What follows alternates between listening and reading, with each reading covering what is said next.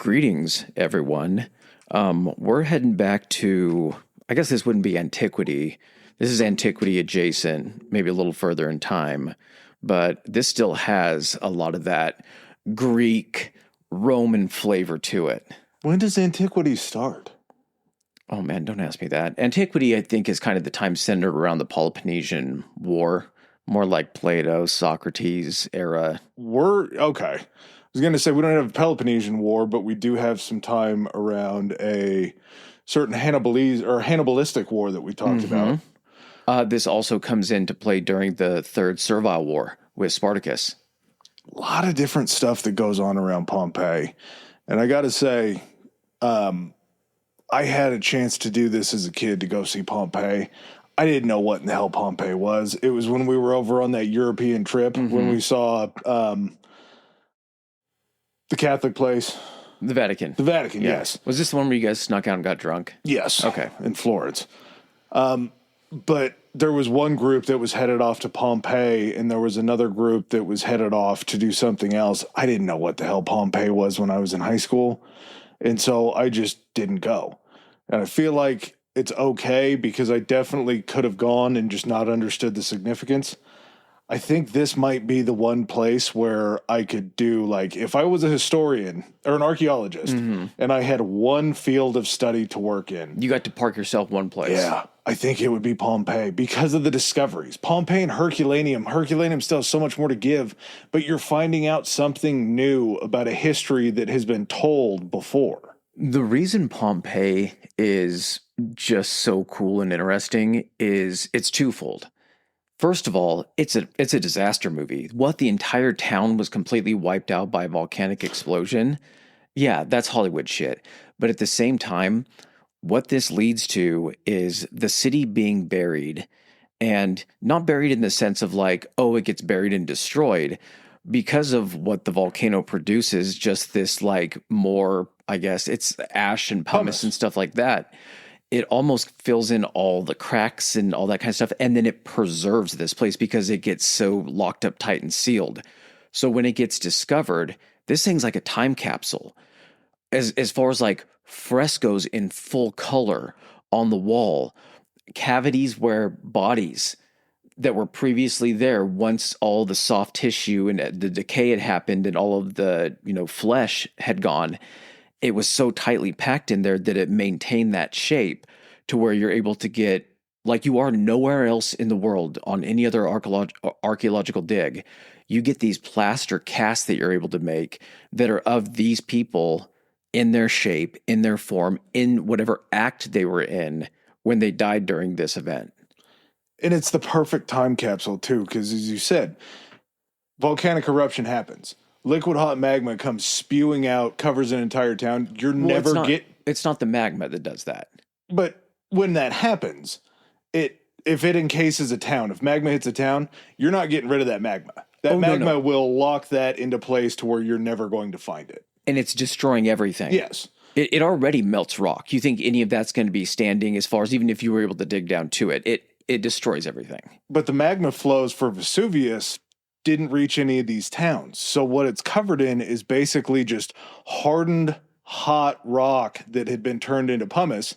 The aerated rock all starts to land on it. So it's still allowing oxygen to get down to these bodies to decompose them, but it's not allowing that structure to ever collapse into the hollow area. The mold is hardened, but it's still porous to where air and everything like that can get into it. So it's kind of the perfect way to preserve two towns that we can look at now and say, well, the Roman Empire is a little bit different than what we've been sold. Yeah. This is pre-Christianity Roman Empire to where we can see a look at a pagan Roman city. We're almost coming up on 2,000 years since the eruption. I mean, we still got 50 years. What I mean is, in the general span of since when it happened, we're much closer to the 2000 mark. And we're able to get such a crazy view of what it was like in this city. Look up some pictures if you guys have the ability to while we're doing the podcast. And it's like a recreation. It looks like a set, like they had to build something back up because you're walking. The only thing missing in a lot of these places is the roof. And it's because it was made of a material that was what am I trying to say? Wood and shit like Thatched that. usually. And so that would decay and that would, but the structures and everything, you're walking through a town. A town that essentially the last time was opened, there were Romans in 79 CE walking around doing exactly what you were doing. Yeah, like when is that? The only other time we find these like archaeological digs where you see, we have to kind of guess where structures were because at some point an opposing force came in and broke all the shit and tore it down, and time and the decay of wind and erosion, all that stuff has worn stuff down. This is a snapshot of basically, it's like, remember when you used to freeze your army men and then you used to chip them out of the ice? And did you ever do that stuff? That I didn't do. Okay, I did that. Like someone got cryogenically frozen and then they have to get out. Yeah. But it all happens in such a short time frame that it is just locked in to that moment. The final days are evident when you're digging stuff up with the way that these bodies are arranged. There's a reason when you go see architecture done during Julius Caesar's time in Rome that it looks pretty beat up and beat down. It's because it's always been there, and there have been iterations. They've pulled marble off of the side of the Colosseum to do other things with it. And it's exposed. Yeah. And it's been exposed with no maintenance for how many hundreds of years? This went from 79 CE to basically being more uncovered in the I guess it would have been the 16th century. Then it was held off for a little while, 200 more years. Then it gets rediscovered again. Mm-hmm. And initially, the first time they went in, it wasn't good. The restorations and excavations they were doing were literally just kind of smash and grabs to give to other kings. Well, and we didn't forget the theme song. We're getting into it in just a second, but we got a hot hand here. When someone is getting through there is a time frame in history where no one has any inkling of importance of other historical stuff unless there's gold attached to it or something like that. So when it's first discovered, it's not discovered in a way it's like, hey, we're looking for this. It's this fucking wall's in the way. Knock that shit down. Oh, it has some color to it. Fuck it. Knock it down anyway. And let's get on with our business of whatever we're trying to do. There's no preservation. No. Or anything like that, even in view. We had centuries after Vesuvius erupted where it was still kept on Roman maps. Yeah. And then after a while, when people just forgot about it and they're like, well, what is that? Like, I don't know. It's just a big or it's just a big pumice field. They're like, okay, we'll quit putting it on maps. Yeah. But then eventually it gets discovered just digging a hole for a tunnel for a canal. Yeah. Okay, well, let's get a little bit, we have to go back and everything, and we'll do that. Patreon, guys. Patreon.com/historically-high. It is just been recently launched, probably within, not sure when this one is coming out, within the last month. Yeah. Month and a half or whatever. But go there. We're going to be including bonus content for bonus episodes. Also, just some little fun extras and everything we've been kind of kicking around. And so hit that up as well as the other socials. And then if you're new and you haven't rated us, please do so 5 stars wherever you listen to your podcast. Absolutely. We love getting all of the feedback from you guys as well.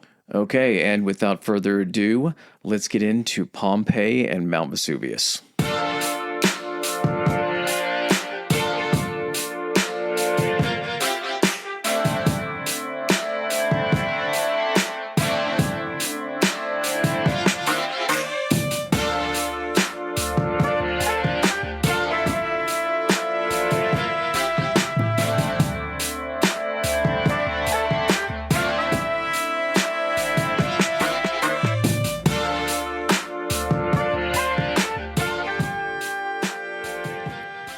All right, we're going to show Herculaneum some love.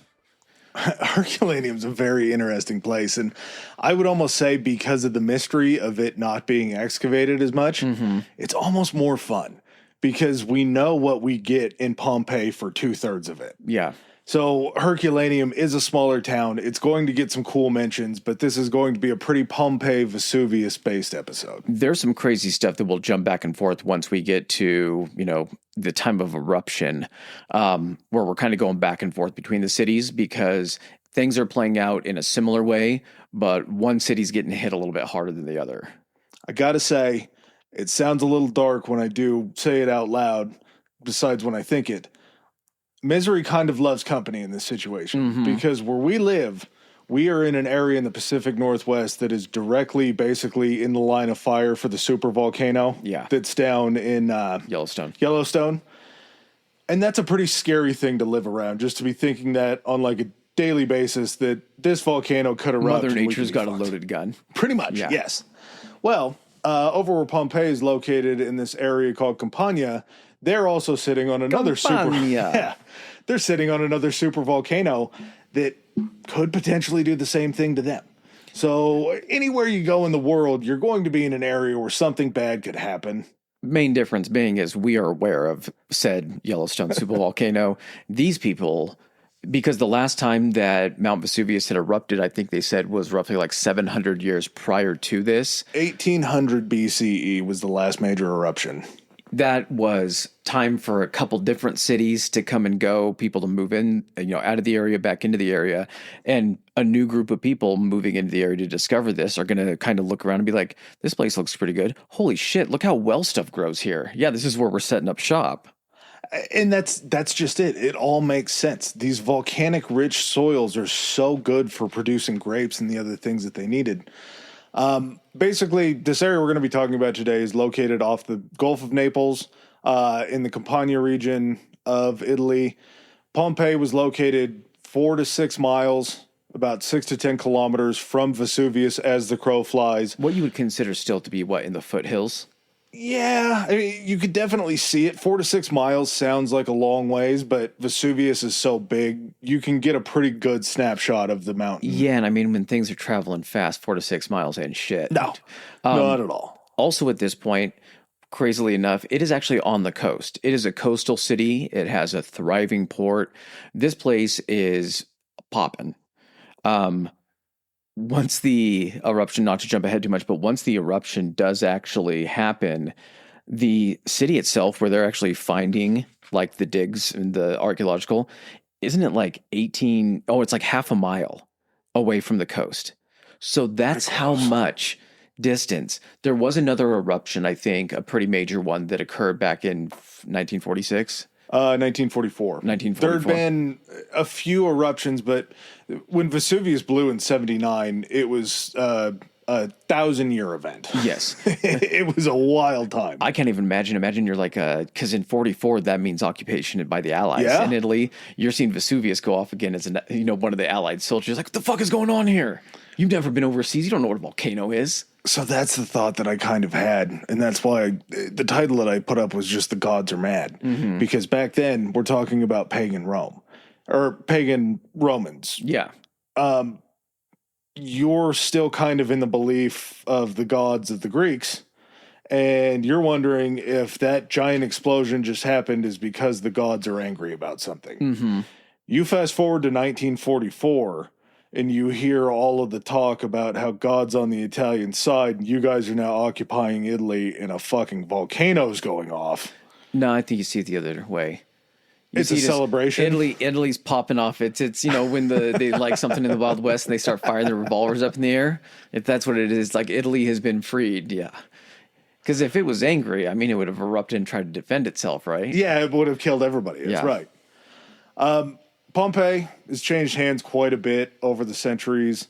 There was an Italic group, so just kind of like basically a tribe inside of Italy called the Oscans. They had established settlements in the area beginning in the 8th century BCE. So again, we're talking 1,000 years after the last major eruption of Vesuvius. Mm-hmm. You have no idea what's going on in those areas. So I think the Oscans are where some of the early ties for Greek civilization starts to come in a little bit. Tuscany... that's the Etruscans. The Oscans were just one of those tribes. After you get the Oscans moving in, it's not too long afterwards that you see the Greeks showing up in Campania around 740 BCE. We talked a lot about this in one of the Patreon episodes when we were talking about Herodotus moving over in his older years into the Italian boot. The area where Pompeii is to where Herodotus moved and retired and died is about 120 miles away. It's just basically on the east coast of Italy, so it's just traveling across the boot to Pompeii. That's how far the Greek influence had stretched at that point in time. The Greek Empire, if you will, had swallowed up a pretty good portion of Italy. and they were just looking for these areas. That's why they're able to, not only did the Romans look to the Greeks for certain things, governance, things like that, but it's why there's such similarities between the architecture. That stuff was already in Rome. Not saying that they like repurposed it, but that architecture for them to look at, it's not like they had to go over to Greece and be like, okay, this is how they're doing it. They were just like, oh, they built shit over here. Yeah.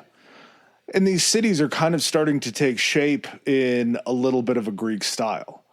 You have the Etruscans that were defeated for control of the area of Campania by the Greeks in 474 BCE. The Oscan Samnites, so the original people that were kind of in the area that were allies of the Romans at the time, end up taking control back from the Greeks 424. So you get about 50 years of just complete Greek influence in Campania.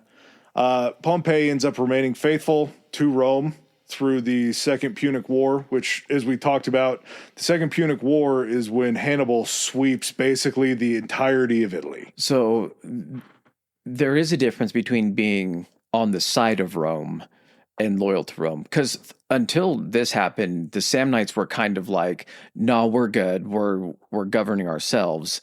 But then this happens where there's this outside threat. And it's either like, this guy's burning shit down regardless of who it is. We'll be on Roman's side for now until this thing, sorts itself out. I think what that allowed Rome to do is then later on been like, well, you guys were already with us. We already had some influence over you, so we're just going to kind of absorb you as well. We don't really want to be Roman, but we would rather be related to Romans as opposed to Carthage down in northern Africa. We still have respect for our area. So very interesting because, as we talked about, Hannibal kind of sweeps through, and the Carthaginians, I want to say, took over a lot of those areas down there, and Pompey said, we're not going to allow you to fall around us. Which is crazy because from the Hannibal episode that I remember, he comes up and he goes through, why can I not remember this? What are the Iberian Peninsula? Yes. He goes that way. He comes in over the Alps. He comes in from the north of Italy. And then he just keeps going south. It's when you say like he has, because I know that it's true. He has those areas that he was doing that in southern Italy. You're like, so you just looped all the way around Rome in this big kind of like sweeping pattern, went down to southern Italy, and then you were just like choking it off. Well, and you finally got to a point down to Sicily where it was just a boat ride back to Carthage. You went the long way. It is, but that's a long boat ride. Yeah. And it's also trying to get... landing in boats is a lot different than surprising them coming out of the mountains. And you still do have like a Roman navy and things like that. Yeah. So you had a lot more to contend with. In 89 BCE, Sulla, the man that we talked about during the Julius Caesar episode, his forces end up coming into Pompeii. They bring them under full Roman control. They become a colony. This, I believe, is around the time of the slave revolt or the gladiatorial revolt. So... let me look that up because that was either 3 years. There's multiple because that's why there's the Third Servile War.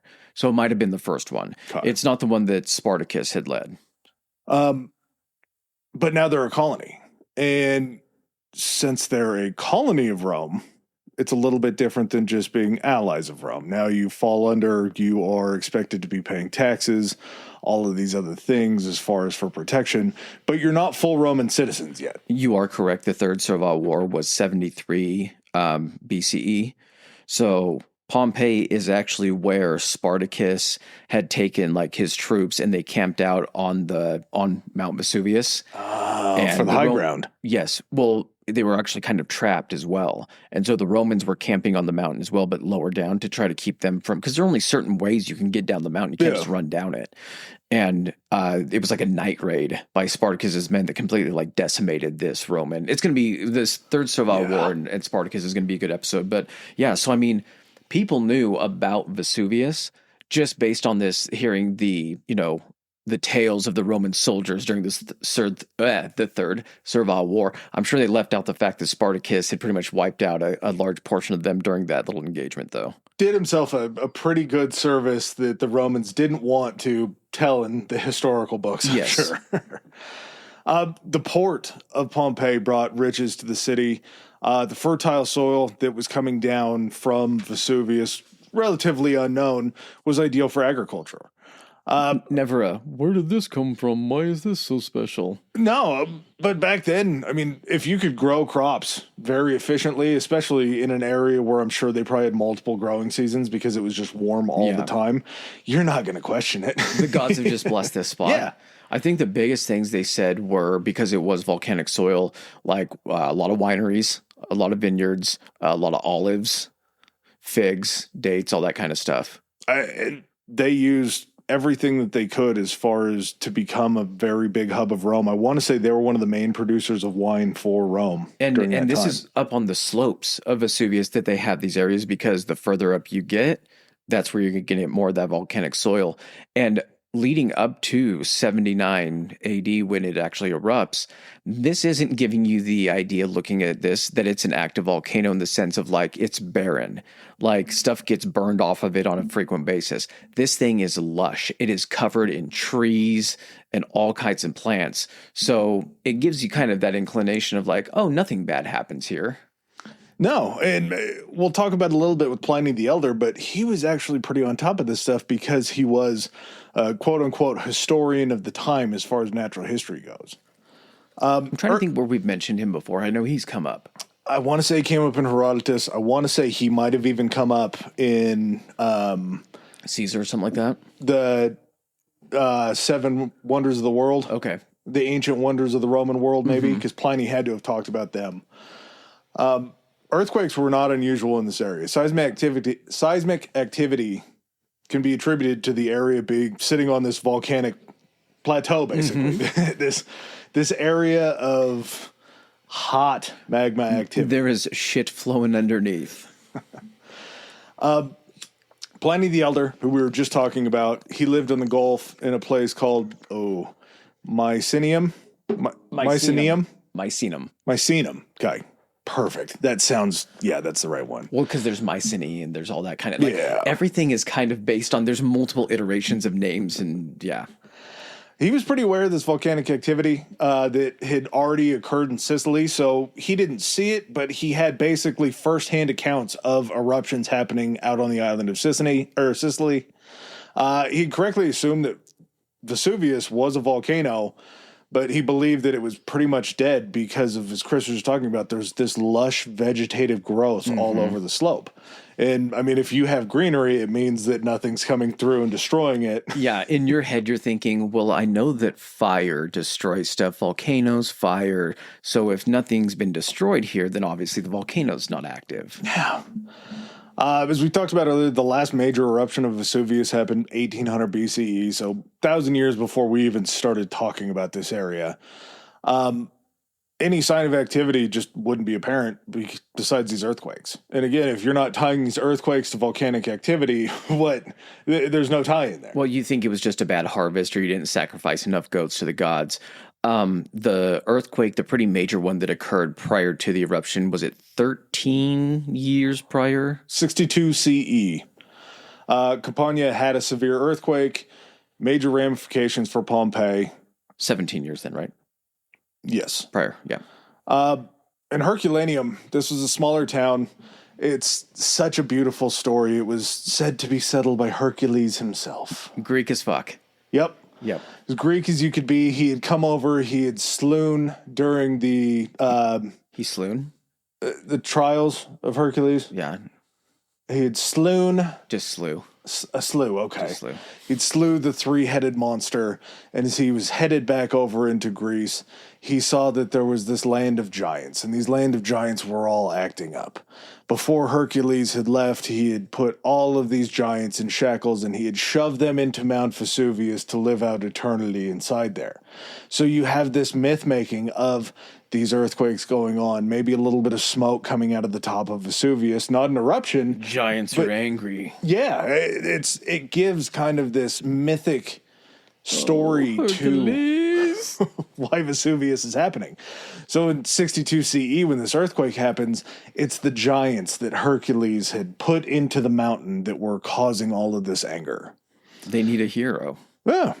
Herculaneum sat kind of northwest, roughly about 4 miles from Vesuvius as the crow flies. The reason I say that is because it's anything that's coming is going to be going directly towards where it's happening. It's Yeah. not taking roads. Okay, so on a clock, Vesuvius is in the center. Herculaneum's at about the 7 o'clock, right? Does that sound about right? I would say. And then Vesuvius is, or sorry, not Vesuvius, but Pompeii is 5 o'clock. That Gotta be- direction yeah. further. So 6 miles away, 5 o'clock, that's where Pompeii is. 2 miles, did you say 2 or 4? 4. 4 miles away at kind of the 7 o'clock is, Herculaneum. Well, and it turns out maybe the worst luck for Pompeii and Herculaneum was the wind. The direction that the wind was going. Because usually it went the other direction. It was usually kind of a, like, I guess you would say a southeastern to northwestern wind blowing up the coast of Italy. And if it had blown the other way, there's a pretty good chance that Vesuvius wouldn't have covered both of these towns. It would have covered somewhere else. It would have covered the other, whatever towns were on the other Exactly. side. It wouldn't be called Pompeii. It'd be whatever, we'd know the other towns. One of its most famous residents, this I found to be absolutely fascinating in Herculaneum, was Lucius Calpurnius Piso Caesarius. We'll go. He was the father-in-law of Julius Caesar. He had a villa outside of Herculaneum. This would become famous because there was a trove of papyrus scrolls that were found inside of it. It's known as the Villa of Papyri. They were also pretty severely damaged by this quake in 62. Being a smaller town, and we'll talk about population size, this was roughly probably about a fifth, maybe, of the size of Pompeii. So you're going to have an area that's closer to Vesuvius, and it's going to be taking the brunt of it, but it probably gets less play just because it was a smaller town. So I think we've kind of come to the decision that Vesuvius, near 20,000 residents, I think is kind of where, And so probably let's look somewhere between like maybe 6,000, maybe a little plus 6,000 for population of Herculaneum. Yeah, got to be probably 5, 6, somewhere in that range. Previous residency by the Greeks had influenced a lot of Roman cities as far as planning in Pompeii and Herculaneum. They were set on kind of a rectangular grid system as far as how the streets flew or were flowing. Funnily enough, built on top, they couldn't tell, of course, because of the time frame, but they were built on top of a pre-existing lava flow. But it had been covered over time with, materials that they were able to, like dirt and all that kind of soil. So, boss, we can only dig down like 3 feet here. Good enough. Good enough. You don't have, look at this soil, man. You could bury this thing 6 inches and it's going to grow. We'll be fine. Crazy fact is, so I have a friend whose parents own a winery, like a little small one up in the Pacific Northwest. Yep. And they're right in an area, I'll just say Columbia River Basin. My, P&W people know where that's at. But the winery is actually dug into the volcanic rock of that like area. And it's, you can look right down and kind of see how rough it is and everything. But like grapes, because they're able to they have to work harder to pull the nutrients and the water out of it, you get like different flavors. Yeah, it's just a more arid soil. Yeah. And that does just all sorts of funny things to grapes. There's reasons why there's regions of grapes that produce different styles of wine. It's not because it's a little bit towards the atmosphere and what's going on in the area. I mean, perfect example right here. They're growing some of the best, the best grapes in Rome. In Pompeii, you have this very grand, some would call it Roman at the time, but it's pretty much just Greek, central forum of Pompeii. It's the hub for commerce, politics, religion. It's basically just the town square that everybody goes to. It's surrounded by important buildings. You had the basilica, which again was something that I thought, basilica, we're talking pagan times. This seems like a weird thing, but a basilica back then was kind of just like a place of law. City Hall. Almost, yeah. It was City Hall, which if you think about it, apply that to St. Peter's Basilica. Technically, is that supposed to be like, this is like St. Peter's law house, like the law of God? Yeah, I guess I could see it. It would make sense that they would use the same word for it. Also had like important places like temples were kind of surrounding this forum. And then this is also where you would get like the markets and stuff, like people setting up stalls and selling things. And they had many markets. They had textile markets, they had food markets, they had slave markets. It was just pretty much an area where all of the commerce was happening. Interestingly enough, the housing was all pretty much enclosed around there like you would see in a city, but it wasn't typical housing, because nowadays, if you go into a city, there's going to be areas where it's going to be more apartments, there's going to be less houses.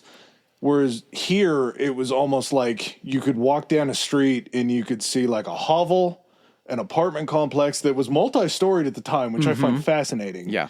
And then you would find a nicer house, and then there'd just be a big-ass house. And then you would find it looked like, because you can, like, when you're looking down at it, you can see into the buildings, you can see the dividing walls between structures. Some of these places were just like what they would consider a city block.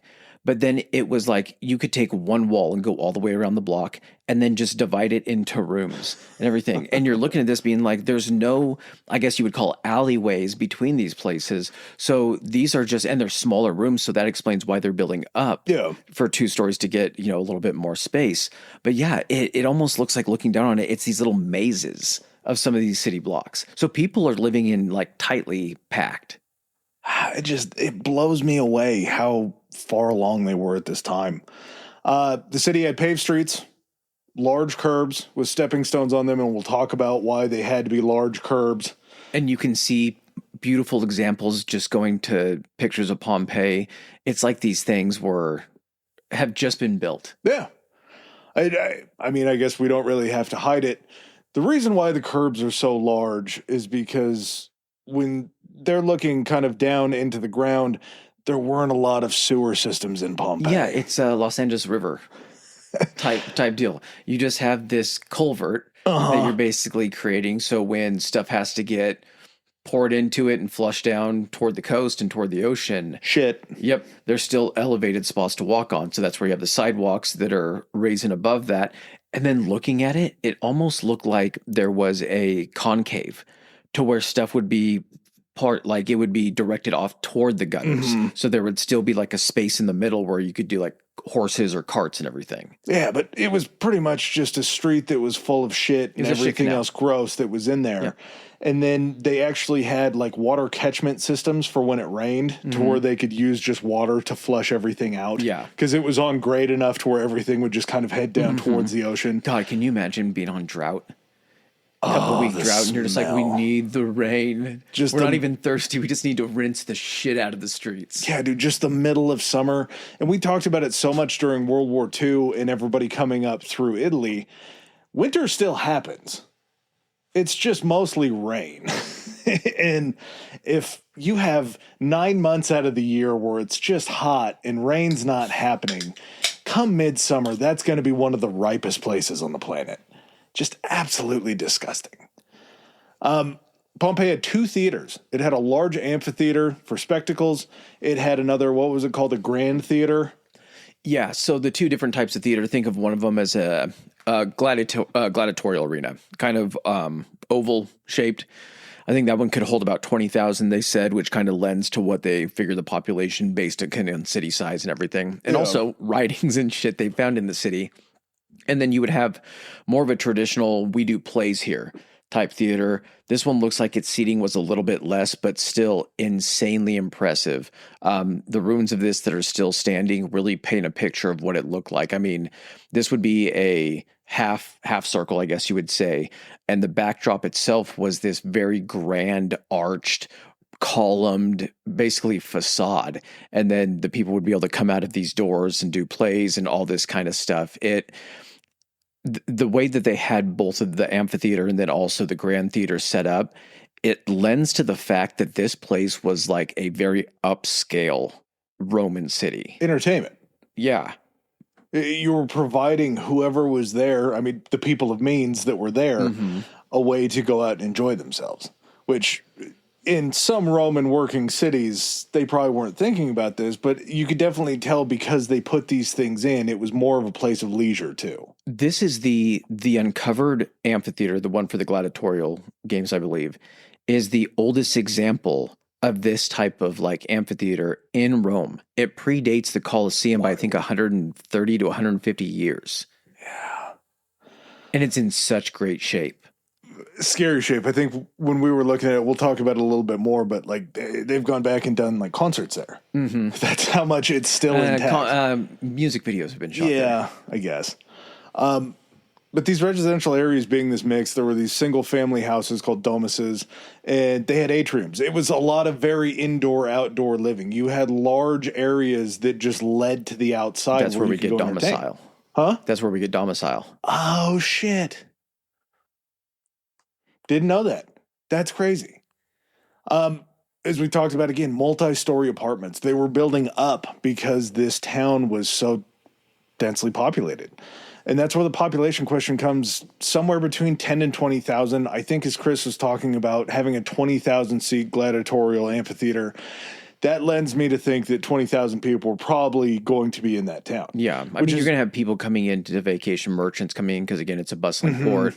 But at the same time, and you're not going to have everyone in your city either being able to go this, because you're going to have a segment of people which are going to be a little bit larger than the others that are going to be more on the poor side. They're going to be the workers that are going to be the slaves, the people doing those types of jobs. So having a 20,000 seat even suggests that you were equipped to handle more people coming in just to watch these games. Slaves weren't going to be there. The slaves were going to be competing. Yeah, exactly. For a time, Pompeii was the largest exporter of something called garum. And you can think of garum kind of as like a soy sauce ketchup mix. It was basically fish sauce, fermented right? Yeah. It was a type of fish sauce. But they had flavored it in a way to where they think that like the first versions of ketchup were technically garum. It sounds disgusting, but at the same time, any kind of fermented fish that I've ever had from China or Asia, anywhere like that, it's usually pretty tasty. It's pretty nice. There's a level of fermentation history where it's been used on proteins and then on vegetables and all of these different things that are so fascinating. When you've only had the same 4 flavors, salt, pepper, maybe, some cumin, I don't know what else, and someone comes out with a new flavor, something that you can put on a lot of stuff. This place is Heinz. This place is Pittsburgh. It's making Heinz. But it's going to be very, very popular. And I love that it hits on this because it's something that I've thought about a whole lot because, again, tomatoes aren't native to Italy. Yeah. Peppers, not native to Italy. All that shit had to come from South America and Central America over during the Spanish bringing it back for them to have these flavors. Yeah. So if you think about the way Italian food is held up and put on this pedestal now, it was so shit before this. If someone asks you what the craziest historical fact that you've ever heard, it's got to be that tomatoes are not native to Italy. Yeah. It's so interesting to know that that's just an import. It was a mostly walled city. It had defensively strategic gates. This is going to, I think, maybe come into play because we're talking about if this had 20,000 people, the amount of bodies that they found is very interesting because you would think, okay, well, how big was this city if we've only found X number of bodies? But then when you put the number at 20,000, you realize, oh, there was a lot of people that had enough sense to escape. Yes. Or got far. We're going to talk about when we get into like the scientific fact about like where people are found within this. How many meters did you say it was? Between 4 and 6 meters that covers this, which is why this town still has existing second story buildings and things like that because they were completely covered under the ground. Think of the people that, because it wasn't just, it hit Pompeii and then this thing just stopped. It kept spreading and spreading and spreading out. Think of how many people are out in the 5-mile region around Pompeii that got a distance away from the city before collapsing from, breathing in all the ash and everything like that. And then were buried under 2 or 3 meters because it, didn't branch out or they got farther out. Those people still aren't going to be discovered. We're excavating areas in and around the city. That's exactly. Not out in the field. Yeah, really. They're getting these numbers from people who did not make it out of like the walls. Yeah. The time between 62 and 79 CE were full of rebuilding projects trying to repair the buildings that had suffered a lot of damage during this earthquake. Some of the buildings that couldn't be repaired were used to hold materials to continue repairs within the city. So it was very much in flux. And we'll talk about kind of what they found during the time that lends them to think that a lot of the structural damage Just talk about it because that's what's on my mind right now. Okay. You find plaster that you are looking and you're dating Or like picking, you're able to scientifically try to find out what's behind the plaster. And you're like, well, these are cracks. Let's test the date between the current plaster and this plaster. They're able to do this type of weird carbon dating, I guess you could call it, and be like, well, this plaster is actually a little bit older than this other stuff, or a little bit newer than this other stuff. This must have repaired damage from the earthquake. There's also, to get down to it, there's houses that they've gone through and excavated where they've found paint pots on the ground in front of where these frescoes were to basically prove that during the time of the eruption, there were painters that were working to repair these frescoes inside of the houses when the earthquake or when the eruption happened. And the frescoes are there. Yeah. And they're unfinished because they were in the process and there's of painting cracks in the middle of them. Yeah. That's how this just kind of snuck up on everybody. There's also, again, just some insane ways that they're dating this. There's a fresco that they found, and we're going to be talking about a hell of a lot more of the findings, but these are just the interesting parts of these, where there was a fresco that had been, I don't know if it was x-rayed, pictured, or whatever, but they actually found an imprint of a coin in one of the plaster casts, or one of the plaster areas. Mm-hmm. And they were able to date that coin back to a time between when the earthquake had happened and when the eruption had happened. Because this was the new currency that was used at this time, or when it was the most popular to be used or something like that. It was when this shit was minted that you're just finding all of these little hints. This is why it would be so much fun to do, is because you can just find all these little things. The smallest detail in something that you could find may not mean a whole lot to you, but if you tell somebody that's smart enough to be looking for something like that, you could solve a dating mystery that had been around for 100 years. Mm-hmm. It's just so nuts. We kind of get to the big show here, and we're going to be talking about this. I'm going to use this date because this is a date that was just kind of thrown out there.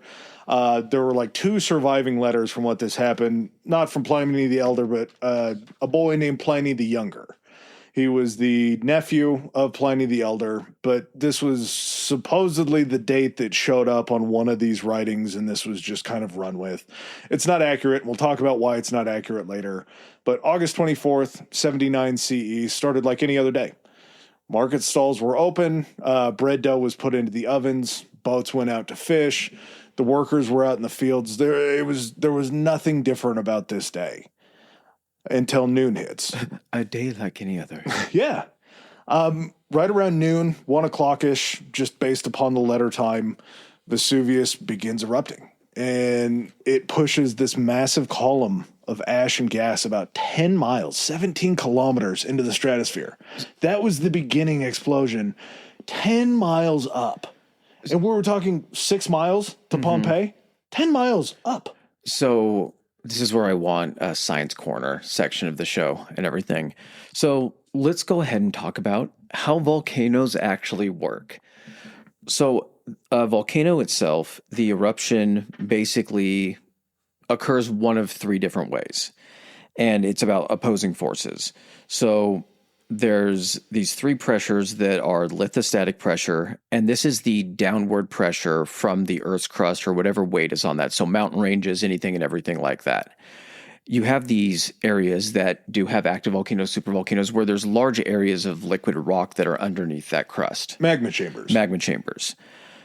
The pressure that is coming up from the magma, that is called magmastatic pressure. Now, magmastatic pressure is created because as this superheated liquid rock is dissolving and breaking up other rock, it's not just rock there, it's compounds, it's minerals. And when minerals get dissolved and broken up, they create pressure. You would get these essentially gas bubbles built out of this pressure. And as they reach the top of this magma chamber to an area where there's a gap between the actual magma and then like a cavity, these things would explode like gunshots. So that's also creating an erosion of rock that's sitting above in these magma, these magma chambers. These cones at the top of these volcanoes that are essentially holding this pressure in, that are keeping kind of a negative air pressure to where these explosions are happening, but they're happening in an area where there's already pressure. Correct. So the pressure is just like when you open a can of like a bottle of pop, all of the bubbles rush up and they get condensed into an area. So imagine a magma chamber has almost like a sloping ceiling that goes up to a central point. That's where all of those bubbles are going to condense. You have a layer of rock, and that rock strength is basically what is the balance between the pressure coming down and the pressure pushing back is the strength of that rock layer.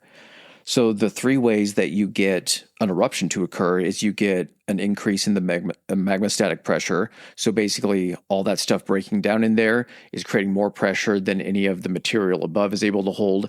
And that in that sense, it breaks through that rock layer and creates, like you said, a magma chamber or basically not a magma chamber, but a column to start working its way to the surface. You can have a reduction in the lithostatic pressure. So basically they call this unloading. This is where they feel like a lot of volcanic eruptions, you can usually kind of base them off when the last time like landslides and like, what else am I trying to say? Landslides or just like the sloughing off of materials like erosion and stuff. When it gets to be to the point where there's less pressure and less weight up there, it allows then that pressure, that magmastatic pressure, even if it was the same, there's less resistance to it. So it's able to break off as well.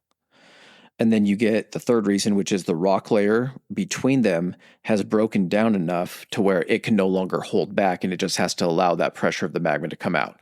And that's where you get hot rock that's able to basically dissolve the compounds in the rock above it, turning it to basically like clay or mush.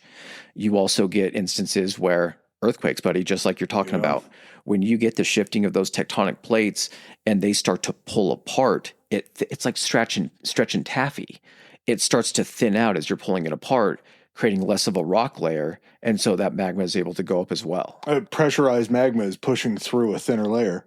And when it's pushing, these magma chambers are so massive. It's not like the reason these volcanoes have so much force and they're able to erupt over such a long period of time and push stuff so far up into the atmosphere is it's like if you had a balloon or like a high pressure tank and you poked a tiny little hole in it.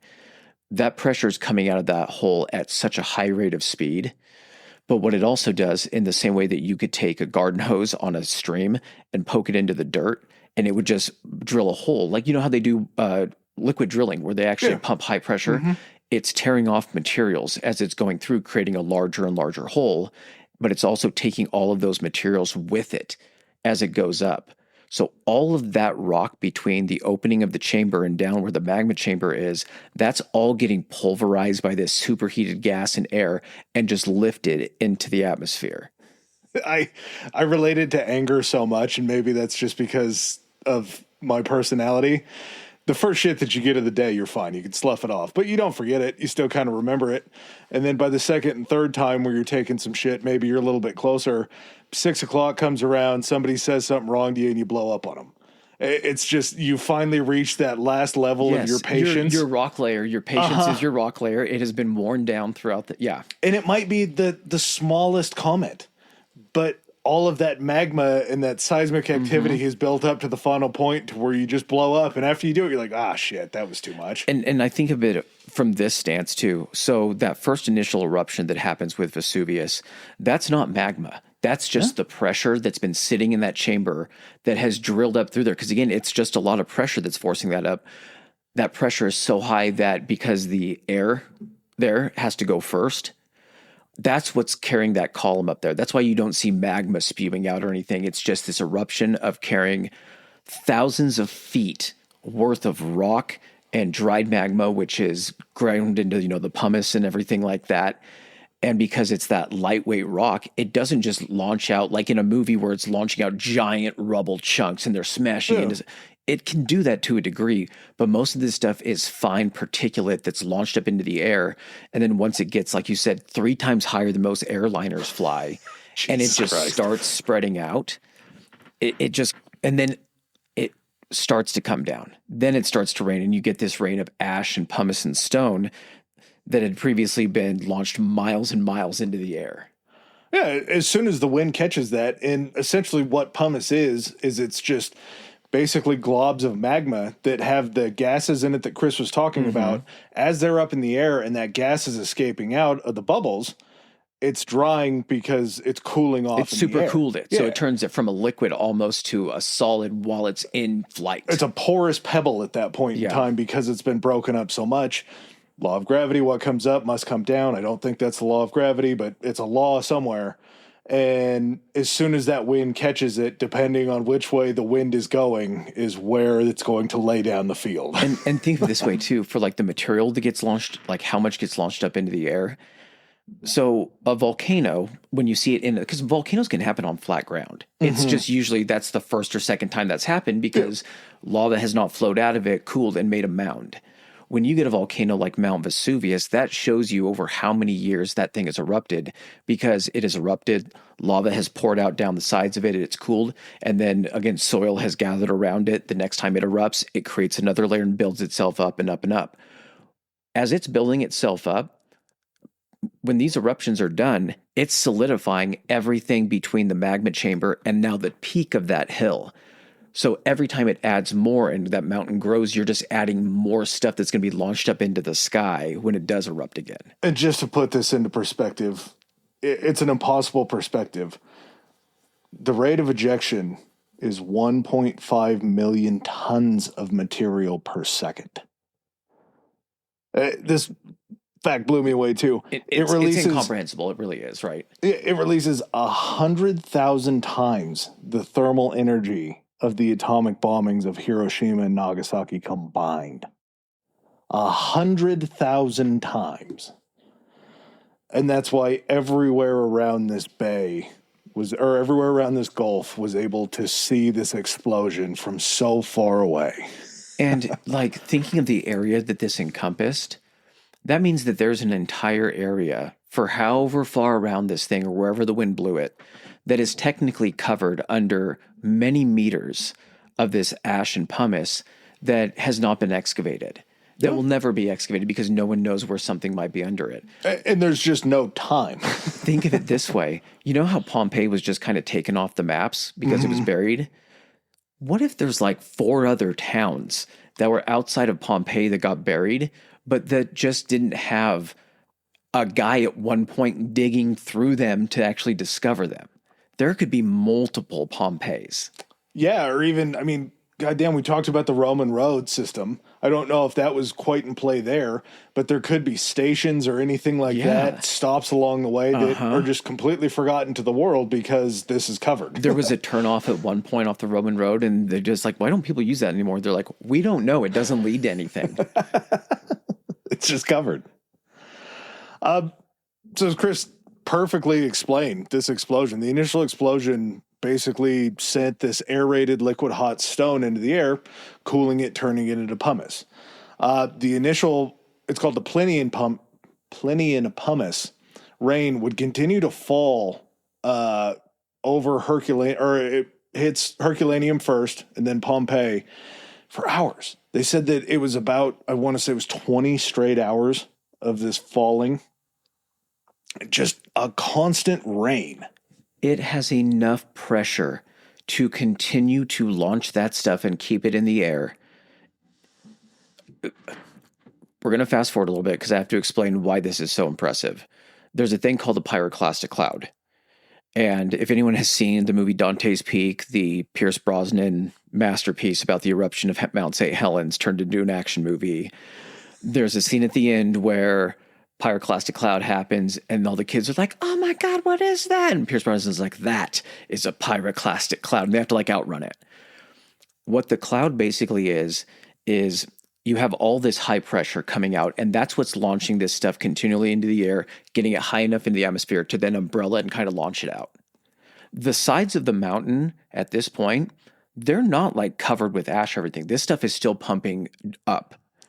When enough of this high pressure has broken up enough of this rock, you get these periods of cave-ins within the chamber. And as they cave in, you're basically crimping the garden hose and cutting off the pressure. So all of that stuff that's in mid-flight of actually going up toward the atmosphere no longer has any force pushing it, which means, as Adam just said, what goes up is going to come down. That entire cloud that has been going up that doesn't have the momentum to get up toward the atmosphere then just simply starts coming down as a column, and as it hits the top of the hill, it just spreads. If anyone's watched like the eruption of a volcano, like in Hawaii, when like people are out in ships watching it and everything, and you see that cloud come racing down the hill and it looks like it's traveling over water, that's a pyroclastic cloud. you're taking all of that superheated stuff that's being launched up into the sky. It hasn't had time to cool to get high enough. And then you're dropping that down and then just forming it as essentially a death avalanche down the sides of this mountain and out. The dumb way that I understand it is it's a degradation enough of this cone to where as those pieces are falling out and that pressure is rushing up, you have the negative pressure of everything coming down that then basically just flattens it along the terrain and pushes it back down. So it's the pressure. So it's an increase in pressure and a lower, and that could be from cutting it off. It's pressure. There's just not enough of it going up and out to stop it from coming back down. Yeah, exactly. This also gives me a whole different appreciation for Ice Cube talking about his pyroclastic flow. Had no idea what in the world pyroclastic flow was. Now you know how serious it is. Now I know that he's just spitting hot fire, basically. Literally, hot fire. We're still talking about a time where this isn't a magma flow. This is just an eruption.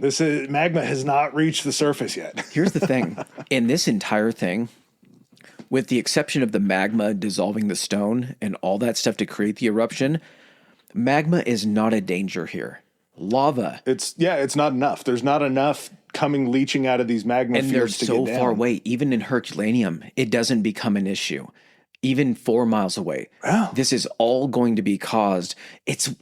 Buddy, it feels like it's in this weird, crazy sweet spot of places to be far enough away that they don't get destroyed by the lava, which lava is when it's on the surface, magma is when it's below the surface. But it's close enough to where there's enough of this ejection material to completely just envelop this city. I didn't know that fact. That's a hot fact. I thought it was just all liquid hot magma. Magma down, liquid up, or lava up. Well, yeah, talking about a guy who feels pretty lucky, sitting in his house in Misenum, Pliny the Elder is alerted that there's this giant column that's risen out of Mount Vesuvius. And I'm sure as soon as they all ran out onto the balcony and looked, he's like, licks his finger and puts it up in the air. He's like, I think we'll be okay. For the first time in weeks, because the air normally goes from north or it's going from south to north up the coast. This day it happens to be going the opposite direction, which is why Herculaneum and Pompeii are the ones to get hit. Even if Misenum, which I think is like 18 and a half miles away, kind of to the north, kind of what you would say northwest. Yeah. They had a chance of actually being hit by this thing. It just happened to be that the winds were in their favor. And to his credit, at this point when he sees this going on, he's like, okay, we have a bunch of ships here. There's a segment of that. He was also in charge of like a high-ranking naval officer. He was in charge of the Roman Navy in the area. Okay, so he was like, let's get a bunch of these ships, and we're not going to just watch this. We need to get to Pompeii. We know how important these. I probably owe money, or these people in Pompeii owe me money to some degree. We need to go rescue these people and get them out of there. So there's actually a rescue effort that's taking place during this as well. Yeah, and luckily enough for us and for history and everything that's come out of it, Pliny the Elder looks down at his nephew and he goes, "Hey, you want to come on the trip with us?" And Pliny, who would become Pliny the Younger, looks at him. He's like, "Nah. I'm good. I can sit here and watch." No, Uncle Pliny, I'm good, man. So as these naval vessels launch and they attempt to approach Pompeii, they get turned back by just wildly rough waters, because as this is going on, we've talked about the eruption. We haven't talked about what happens in this environment because of all of this kinetic energy that's being pushed out of the ground. It's messing with the electrical fields up in the sky. So you have just all of these lightning strikes that are hitting around Vesuvius. It has to look like one of the scariest scenes that you could ever imagine. At this point, you said it was 18 to 20 hours during that initial spewing. Yeah. Before a pyroclastic cloud even happens or anything like that, which means people are just watching this stuff going up at this point. Stuff is raining down on them. Then when gravity takes over, the cloud is completely covered the sky. Yeah. At this point, it looks like nighttime. You have torches lit just to be able to probably see what you're doing for the most part.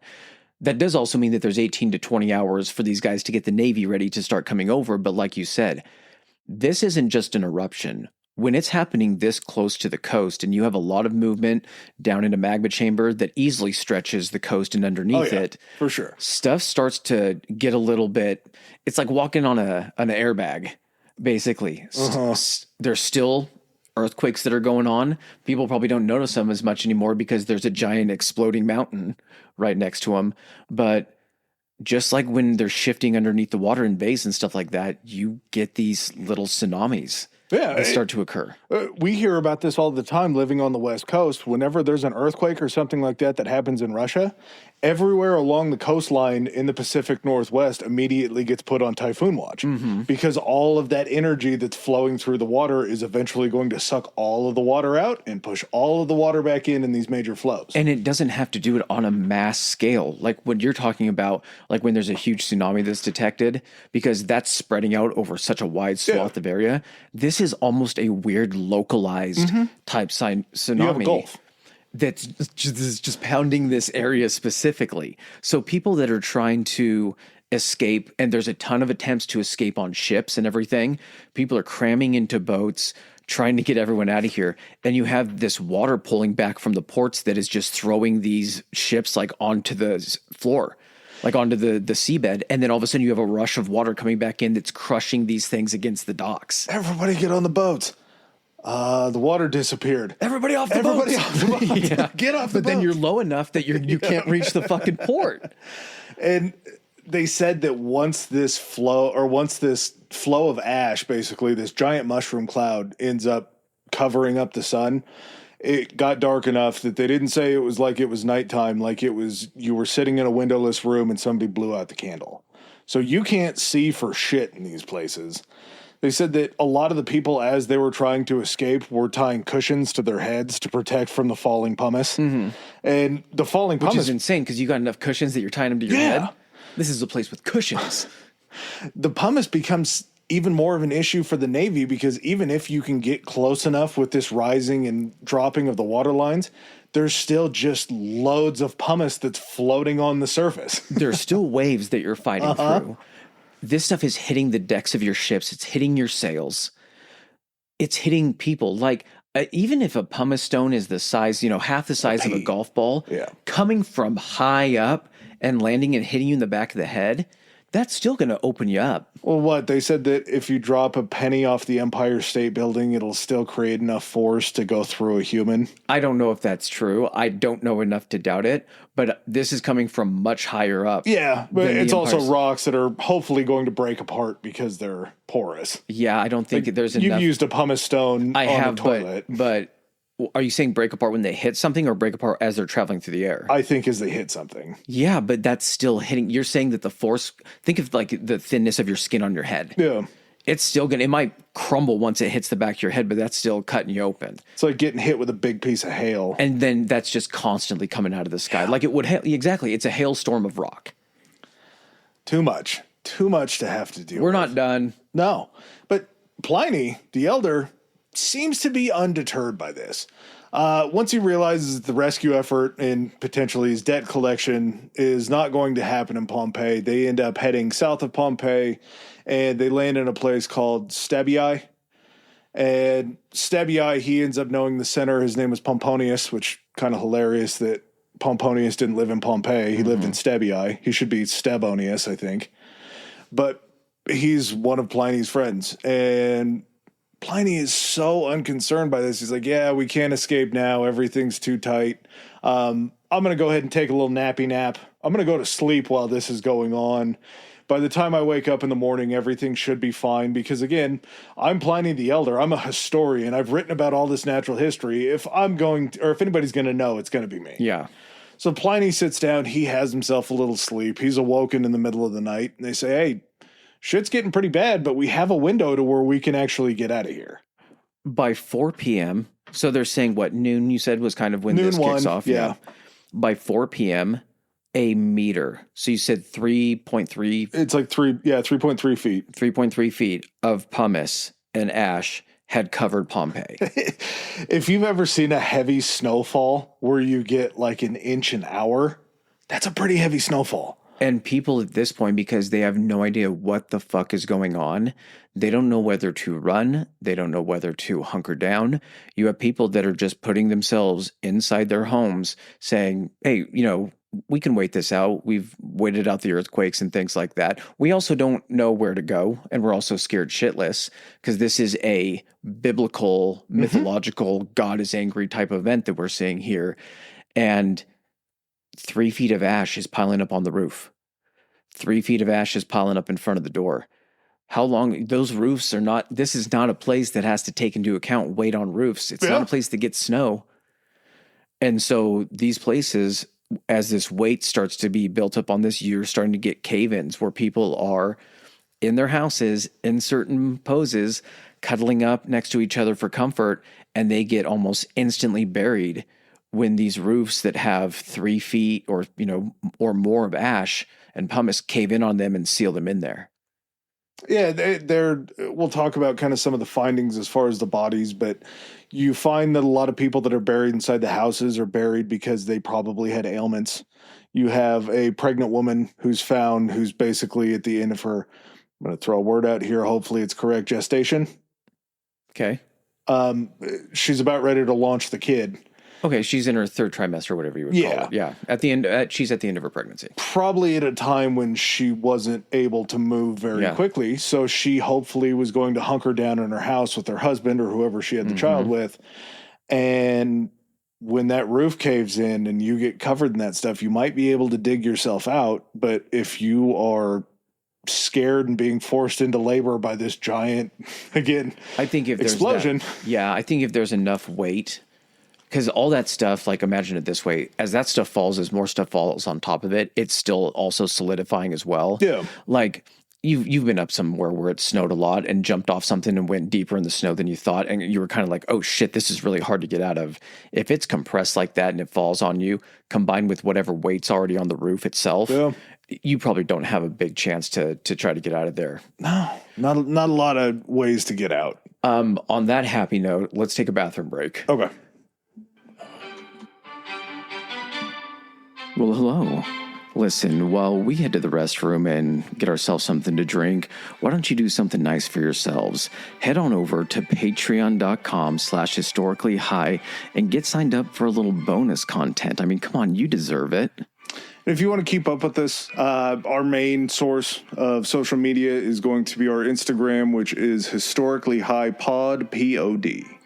You can also head over to, it's Twitter. It's X, it's Twitter, come on, at historically high, and that's high, H-I like, high.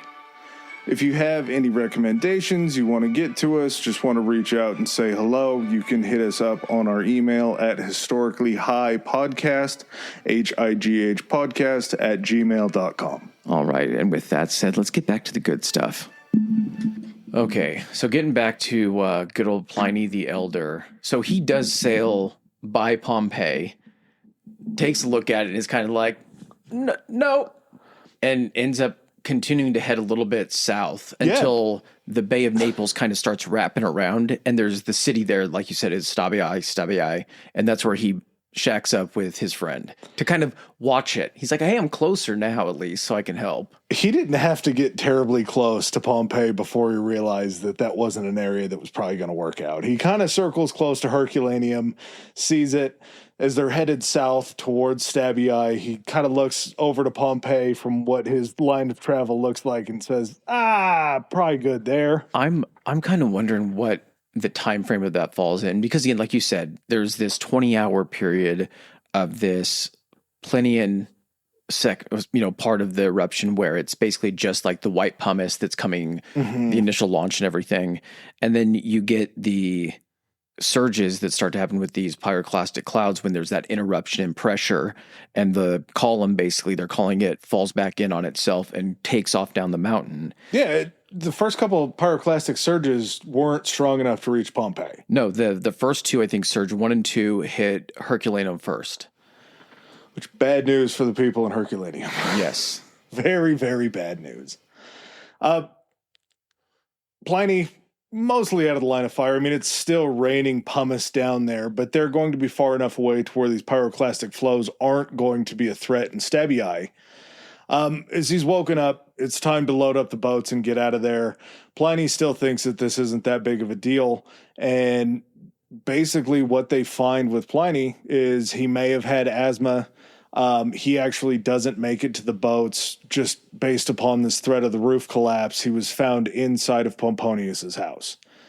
Upon return days later, they ended up finding Pliny's body. They unburied him, whatever happened. He was mostly unharmed. There were no real external injuries to his body. Mm-hmm. So it would have had to have been a situation where it was probably a lot of dust inhalation that he had. If he did have asthma, that's going to just wreck him because he probably left his inhaler back in Mycenum. Yeah, I'm guessing. So didn't really work out there. Back in Pompeii, it seems, based upon the population density, that it was a mad dash for escape. There was falling pumice that just continued to blanket the area.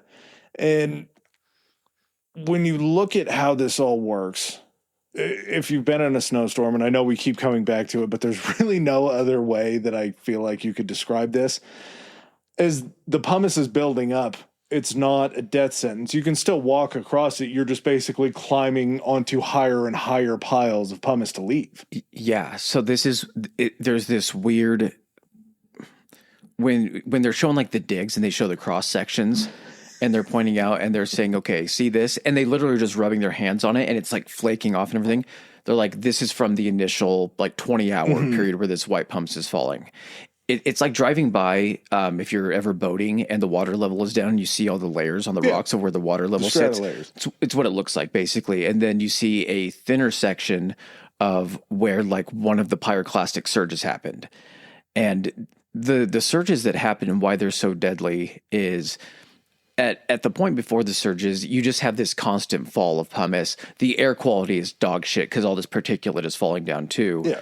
But these clouds, as part of these surges that come down, these things are superheated to hundreds of degrees. They're traveling at hundreds of miles an hour. And as these things hit, they basically just instantly turn the area into a kiln. Yeah. For as far as missing the first two pyroclastic surges, this third one that finally ends up reaching Pompeii. And again, these are all estimates. But as Chris talked about, the cone collapse with the high pressure heated air is going to come flowing through. They estimate this was traveling around 120 miles an hour, about 200 kilometers an hour, that this rush of air is coming. I've never been anywhere close to 120 mile an hour winds. I can't imagine that they would be any sort of good to try to keep your eyes open when they're just hurling dust. Not only that, it's not even to say it's wind that's carrying it down. It's not. It's just the force of gravity of lowering all this particulate. It's essentially a wall of particulate of superheated hundreds of degrees stuff just pummeling. It would be like being trapped in a sauna / sandblaster. Yeah, and it's cool to know all of the science that goes into this because they brought down specialists from Iceland where they have a hell of a lot of different volcanoes to be able to look at these things. They say that pyroclastic airflows that end up hitting can get up to about 1,800 degrees. 1,800 degrees is enough to melt a lot of precious metals. Mm-hmm. So if you're walking and you get hit by 120 mile an hour, just say 1,000 degree temperature flow of just dirty air, as soon as you take a breath in, it's going to cook you inside and out. I think it cooks you because you got to imagine what the air is like in front of it, even for however many feet. When you feel that, you got to hope you're dead before the cloud gets to you. Like, hopefully the heat just kills you. And that's something that they just covered as many possible times as they could during the documentaries and everything. It was like, these people didn't suffer. It's kind of like, but did they? The death may not have been a lot of suffering, but the minutes leading up to it had to have been terrible suffering. Mm-hmm. Like, there's just no way around it. Based upon the dead that were found, and this is super interesting because this pyroclastic flow, this third one ends up hitting, and based upon the layers of sediment in the pumice that they found, nearly all of the dead that were found in the same layer of sediment. So you can tell that this was one major event that basically just cut off any life that was there. It was like you could tell when the Exodus was. Uh-huh. Like there's this layer that initially goes down, and then you can it's almost like having a timeline of when people tried to get out, because they're finding people at all different levels technically, Yeah. or levels within the specific levels. Like you could have the first rain, and when it's a foot deep, someone's like, I don't see this hole stopping anytime soon. Let's get out of here. Well, the people that just simply stayed there are going to be a foot lower than you were. And as you're walking across, of course, it's not like you're walking on solid ground. It's probably like snowshoeing to a degree, making it even harder to get out of that place. And then you end up collapsing or something happens. And then somebody waits another hour when there's 2 feet and they go out there and they're walking on top of you, but then they collapse. Yep. And then eventually, once this flow hits wherever everybody is on this layer of pumice, it's just done. It's curtains. I didn't think about this till now, but so you have this layer of rock that they're showing is like the 2 meter deep, whatever it is for that first initial one. And it's just kind of easy to flake off. And then they go show the other one, which is maybe like 1 inch to 2 inches thick of that first pyroclastic layer. And you think about it and you're like, oh, that's hard because it cooked the layer and solidified it. That's why that layer isn't flaky. That's why that's a hard fucking layer. It can still be busted through, but Yes. the ease of busting through is much In comparison to what's below it, yeah, definitely. They said that there were there were like 6 of these big surges that had covered Pompeii by the time of this 6th surge. It had been pretty much covered. But in total, during the eruption of Mount Vesuvius, they said they were able to track through the layers about 17 different pyroclastic events. Yeah, when all this is said and done, and this is a real reason why I believe that Herculaneum has been less excavated. Herculaneum was buried in about 66 feet or about 20 meters of volcanic material. Pompeii is buried between 13 to 20 feet, about 4 to 6 meters in just ash, pumice, rock because it was further away. It didn't get some of the superheated air. But again, if you have 2 buried cities and you do find Herculaneum, I think, kind of first in a way, you start to look at it and you start to dig down. You're like, God damn, this sucks. We have to dig through 60 feet of this stuff to end up just hitting the ground in Herculaneum. Was that how deep it was in Herculaneum? Because they were that much closer and it rained that much more down on them. It was if it was 20 feet there in Pompeii, you have 3 times more amount of shit Jesus. to try to dig out. And this is where things kind of get interesting because it's believed that these were just wiped off of the map. In the 1590s, there was a man named Domenico Fontana who was digging a tunnel to divert water near Naples, and he ends up running into Pompeii's ancient walls. You want to know why he was diverting water? It's to a munitions plant. And isn't the munitions plant like still there today? Yeah. Yeah, a 1590s munitions plant. What in the hell kind of munitions do you have in the 1590s? I don't know. You're making cannonballs or... Yeah, I guess that could really be any That's kind of considered munitions. munition. Yeah, They could be making gunpowder there or something like that, I guess. But he sort of runs into the walls. He's like, well, shit, this is a wall. Why is there a wall this deep in the ground? Nah, probably not that big of a deal. His crew ends up digging further into the city, and they find parts of this city that had never been seen the light of day since. The crew kind of ends up abandoning at that point. It would become lost again until 1748. They basically dig the trench that's supposed to carry the water and then do what they would with the water trench and just kind of shore it up. Yeah. And then it's underwater. I guess that's true. You don't really report what you find when your main goal is just digging a hole. Archaeology isn't a thing yet at that point. Very true. We don't have the leisure of having pursuits like archaeology. Herculaneum was accidentally discovered by well diggers in 1709. Partly investigated, but again, it sort of falls to the ages for a little bit until 1738, when the Spanish King Charles III of Bourbon helped to reveal some of these crazy buildings. And one of these buildings that they end up finding is the Villa of Papyri.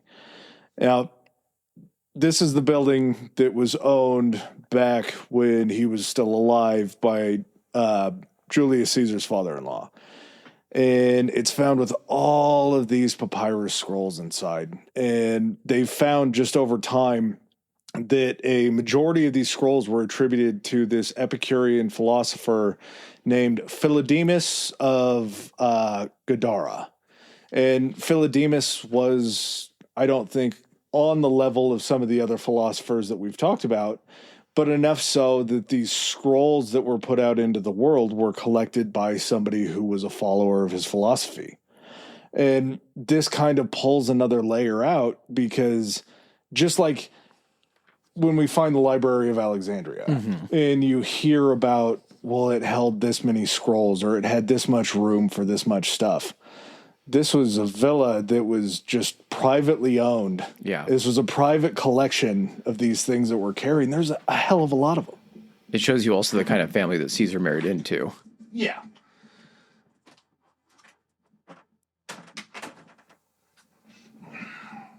So as we were talking about, the villa contained nearly 1,800 scrolls, but because of the high heat and just the atmospheric pressure that was going on inside of Herculaneum, these scrolls became carbonized. So the eruption preserves the scrolls in the state that they were in, but it also makes them absolutely impossible to be able to unroll and read what's going on, because the ink that was used on this papyrus was also essentially cooked too. Yeah. So it was basically cooked into the papyrus. It literally freezes it in the form that it's in. And the way that they end up starting to discover that some of these are Philodemus's work is the same way that I imagine my laundry gets folded, is once it's nice and clean and it's pulled out of the dryer and hung up and everything's real nice, and then you go set it there, you just kind of wait for a time when you just hope that it gets done, and you walk into the room and you're like, oh shit, the laundry's done. That's awesome. It's all folded.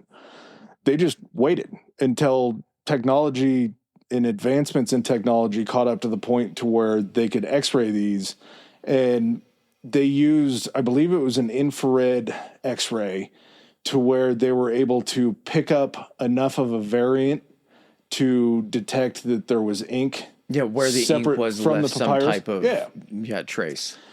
Then they also were able to go deep enough, and again, I don't understand this shit, but they were able to basically pull apart pictures of the layers to be able to digitally lay it out flat, and then using AI technology basically unscramble these things. And there was a group of people, I believe it was in like 2023 maybe, that put out basically a bounty saying, if you can decipher this in any way possible, we'll give you $500,000.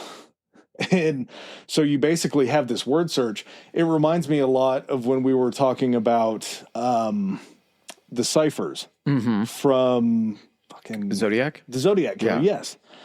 Saying, we're going to put this out into the world. This is what we have. If anybody out there is smarter than us or has better technology as far as knowing how to put this into a computer, we'll pay you for it. So basically, this is like the equivalent of going over to somebody's house and they're really into like the Stones or the Grateful Dead, and they have every single album that they've ever put out. They have it on the shelf and everything. This guy is just so into this one philosopher. He's a super fan. He's a deadhead.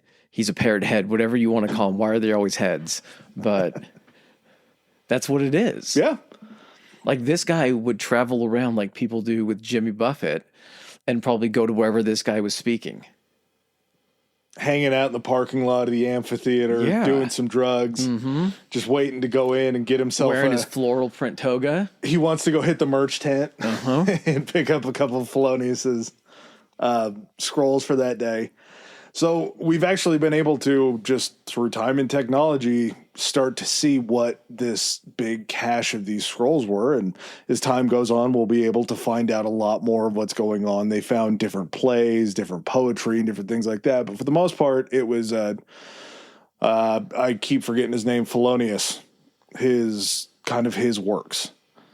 Eventually, we get a Spanish engineer, again, that's working for the Bourbons. His name was Roque Joaquin de Alibere.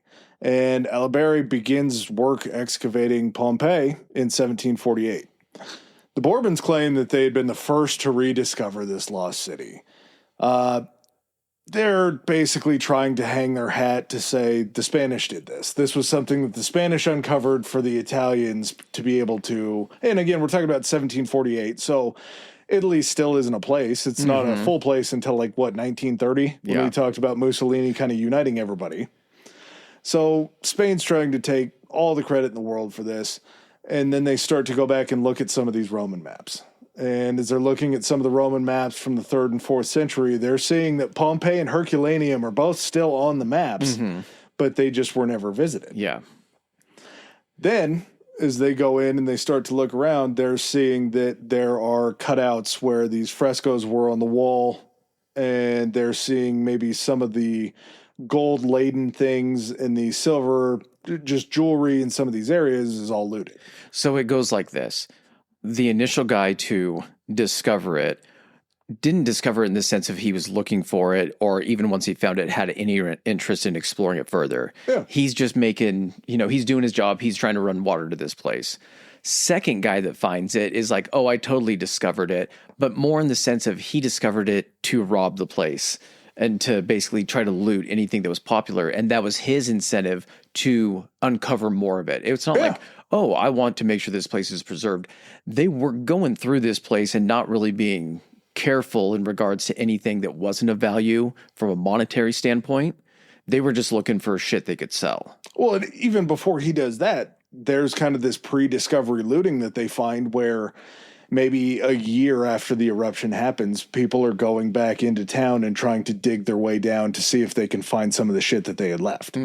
So this is all just like they're finding different, I don't want to say sediments, but they're finding different things from different time periods down underneath a lot of this to know that somebody had tried to come back and maybe save one of their vases. They found a shovel or something in a certain layer. Okay. They're digging like crazy, just hoping that they hit the roof of their own house. Yeah. Oh, let's hope this is in the same neighborhood, and then I can go from there. I would say, I mean, if you're talking about 2-story apartment buildings, and if this was buried 20 feet deep, there's a decent chance that you could definitely see raises from where some of these multi-story buildings were. You probably could. Think of it this way. You're sitting there and you're trying to pinpoint, and you're like, well, there's the coast. But then you're like, so the town should technically be right here, and you're half a mile away because it created all of this new land. You just go down and you hit grapes. You're like, fuck, I'm in the middle of a field. How am I supposed to get back? So we did have some belief that they still understood in Rome where they were, but eventually, what do the Romans care about Herculaneum and Pompeii? It's not like they're going to excavate them themselves, so they're just going to stay there. We have new cities that are serving purposes already. This one's not even on the coast anymore. So this Bourbon excavation was really rough. As Chris was talking about, he was just kind of going down to dig out trinkets that they could send to other royalty in Europe and just basically look for things that were of value. By 1863, we have an archaeologist named Giuseppe Fiorelli. And Giuseppe Fiorelli... Thank you. I didn't want to have to ask for you to put some Italian on that. I had to throw it in there. I had to put the hands together. He perfects this technique to cast out these hollow spaces that they've been finding in the sediment. Once they dig down and they find these hollow spaces, like, well, what the shit is this? They start kind of poking around in some of these and they start finding full skeletons. Yeah. And along with these full skeletons, they're finding out that there are basically treasures that these people were taking with them as they were going.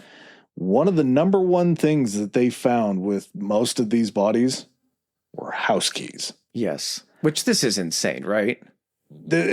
Every once in a while when we do these ancient ones, there's something that fucks me up. And this fucked me up pretty bad. So lock and key mechanisms go all the way back to like 3000 BCE in Egypt. We've had lock and keys for 5,000 years. Yeah. The time that it said that Jesus was alive we had metal or iron lock-in keys. Yeah. So keys, and of course, when they're first created, they're created for only the most specific situations, like a king's tomb or something like that. A king to be able to say that there is no way someone could get in here except with this key, and it will be destroyed once it is used to lock me in. To the point now in Pompeii, it's just like, honey, have you seen my keys? Yeah. And we joked about this, that there was probably someone that actually developed and made the locks and the keys, and they just had 5 different models, and the keys were just a little bit different. And so you'd be like, okay, and which one do you want? And they're like, well, this is where I live. Can you tell me which ones my neighbors have so I can pick a different one so we're not all able to unlock each other's houses? There was a point in history back then where somebody's like, oh, God, I lost my keys. And that his buddy that's with him's like, well, I have my keys. Do you want to try? He's like, there's a 20% chance that this is actually going to work. There's a good chance that those 3 tumblers in there are maybe pretty similar 3 to my is key. being Probably. Yeah, this was a situation where I'm sure that these locks that were indoors, you could probably just use a pick and punch it in there and twist it and open it up. I wonder if it was even to the point where, so on the outside or on the inside, it was just a bar that went over like a latch, and your key was just like square peg round hole. It was just the shape that you put in, and then you could lift the key up and it would move the latch. I could see that. But what's the most interesting thing about finding that many people with keys? The fact that they were all expecting that they were going to be coming home. Exactly. There was a belief that there was going to be a return to be able to come and unlock your house and get back in. And all of these people end up dying with something that they had hopes that they were going to use later, when in reality, not going to happen. And the thought process of not being like, get the fuck out, run, grab everything you can. It's just like, okay, and I got this. Everyone got their stuff. I got the keys. All right, let's head out. Going along with this, the finding of the skeletons and everything. I don't know how many skeletons it took them to find, because you would start digging into a place where a skeleton was, and like you said, there were these hollowed cavities, but they were larger than the skeletons actually were, or the skeleton itself had kind of been sitting in the cavity in a certain way. You're digging these things out, and at first it's not clicking with you that there's something to these hollowed sections. You're just digging down here and finding skeletons. At a certain point, it's going to click in your head and say, I wonder if these hollowed sections are the actual shape of the body and where it was. So you get, just when they showed some examples of how they would do it, they would find a cavity, and basically just like you would crack the top of an egg, a really small hole. Yeah. They would just tap a small hole in the cavity and then just basically funnel and pump a bunch of this plaster down there. And as the plaster got down there, did give it time to harden, and then they would get the dirt out around it, and you would have these plaster casts of the form of the people with enough detail that this is going to come back into play about the whole date kind of debate and everything. You would have so much detail on them that they could tell what kind of clothes they were wearing. You would see the folds in the fabric. You would see if there was a toga or if they were wearing something heavier. Like, all that stuff that had gone was still preserved in that shape itself. And some of them are very crude. But there's ones that you look at, especially when they're able to make these plaster casts of a family member holding like a smaller child, and you see the cast together. Like, you see those statues sometimes in people's houses where it's supposed to be the artsy way of like a man embracing a woman or that. This is basically a plaster cast of the last moments that these people had, just like frozen in time. And then there's also the cooking process to where you see the hands start to kind of basically crinkle in together, or the looks on their faces that look so much worse. Not necessarily. I mean, sure, there wasn't anybody that was smiling or laughing or having a good time. Well, there might have been that one guy. Yeah, the guy that was pounding his pud. Or just got, I told my wife about that, and she's like, oh my God. She's like, what if that's how you were remembered for all of history? Like, I'm like, I know, he could have been doing anything. He could have been just trying to like tie his robe or like fiddling with his keys or something like that. He's trying to fiddle and then the cloud hits him and it just freezes him in that position. The first initial wind gust ends up pushing his toga back, and then as he's struggling to grab his keys from his toga, his dick just flaps up onto his hand, and then the plastic flow hits. The man could have been laying just out on his bed with his hands down to his side, and something happened happens, the roof collapses, and it shifts his body over and puts the hand right on his dick. Yeah, to be frozen in all time and eternity, it's only a shame that we didn't have an ID that they found on him, like a little stone tablet of like who this was that was in his furious pocket. masturbator of Pompeii. Yeah, he could have been coming from maybe a domicile. He's like, I'm not going to make it out of here. I'm going to snap one last one off for the gods. Yeah, to think about waiting for these things to cure. If you say that you had that plaster there for 24 hours to cure, are you just going around doing busy work in Pompeii, or are you just sitting there staring at it like, is it ready to uncover yet? I think at first you probably are. You're just so excited, and then it becomes business as usual because they have a lot of these casts. Yeah. Yeah, if they're looking at it, they're like, well, shit, this takes 18 hours to cure, and we've been sitting here for 20 minutes. We've got some time. Do you want to go look around? But as soon as you know, you just have to start gently moving away all of this debris. Because if you find one body, you're like, people tend to congregate, so you're looking for other ones. And it's not just humans. It's animals. They found, I think, a stable that had like a bunch of horses and everything in it. And the horses were laid out, and this is where they get kind of from the forensic perspective. This is where they start to explore, like, okay, its body is positioned this way. It looks like his head is up, gasping for air. Is that because it's buried under ash? It can't get up, and it's trying to reach, through the ash or whatever. Is this the heat that contorted the muscles after this cloud came through? Is this why they're laying down? But they're able to tell because of, other archaeological digs and knowing how people react when they die. Unfortunately, as a human species, we have a big encyclopedia on that, what the human body does under extreme circumstances. A lot of curiosities there. But you're able to piece together how these, what killed them, what part of this killed them. If you got 20 horses and each one of their heads are turned up, the chances that they're all going to be in the same position like that, pretty low. So unless they are searching for cleaner air, unless they're trying to gasp for any sort of fresh air to get. And I mean, we'll post pictures when the episode comes out that week of some of the plaster casts and everything like that. But look some of those up because there are many of them in many different poses that each kind of tell a different story. The detail is haunting. Archaeologists discovered about 1,300 victims in and around the city. And that, I think, would probably bum me out the most, is if I was trying to dig out to find like a villa outside of the city walls and you just run across two hollow chambers and you're like, God, what are these guys' positions going to be? Like, is it a mother with her hand back holding her child's hand as they're being pulled out and they got hit with the pyroclastic flows they were trying to escape? Yeah. There's just so many different things that they've found it's just really, really shocking. And again, like you said, they're only excavating. Up to this point, they've got about 2/3 of the city excavated. Yep. I think the size of Pompeii that they've estimated at, what they've uncovered is about 108 acres uncovered, and it's 160-some acres total, something like, or 180-some acres. Pretty goddamn big. That's just the city. These are the people that didn't make it out of the city proper. That's not to say how many people, because if you're only finding 1,800 so far, I don't know if you want to extrapolate that and say, let's go ahead and add on another 900 for the next 1/3 of the city. Yeah. How many are out and around the city on the road that everyone was trying to rush out of? Because that's a common thing in natural disaster situations, is the way to get out of the city is going to be just cram packed with people, and it's not going to be moving quickly. You're going to be having the richer people trying to force other people off the road to let them through in their carriages or whatever it is. And with these clouds that move 100 miles an hour, you could be a half a mile away from the city, or there could be a half mile, long train of people trying to get out, and that cloud comes through and takes them all out.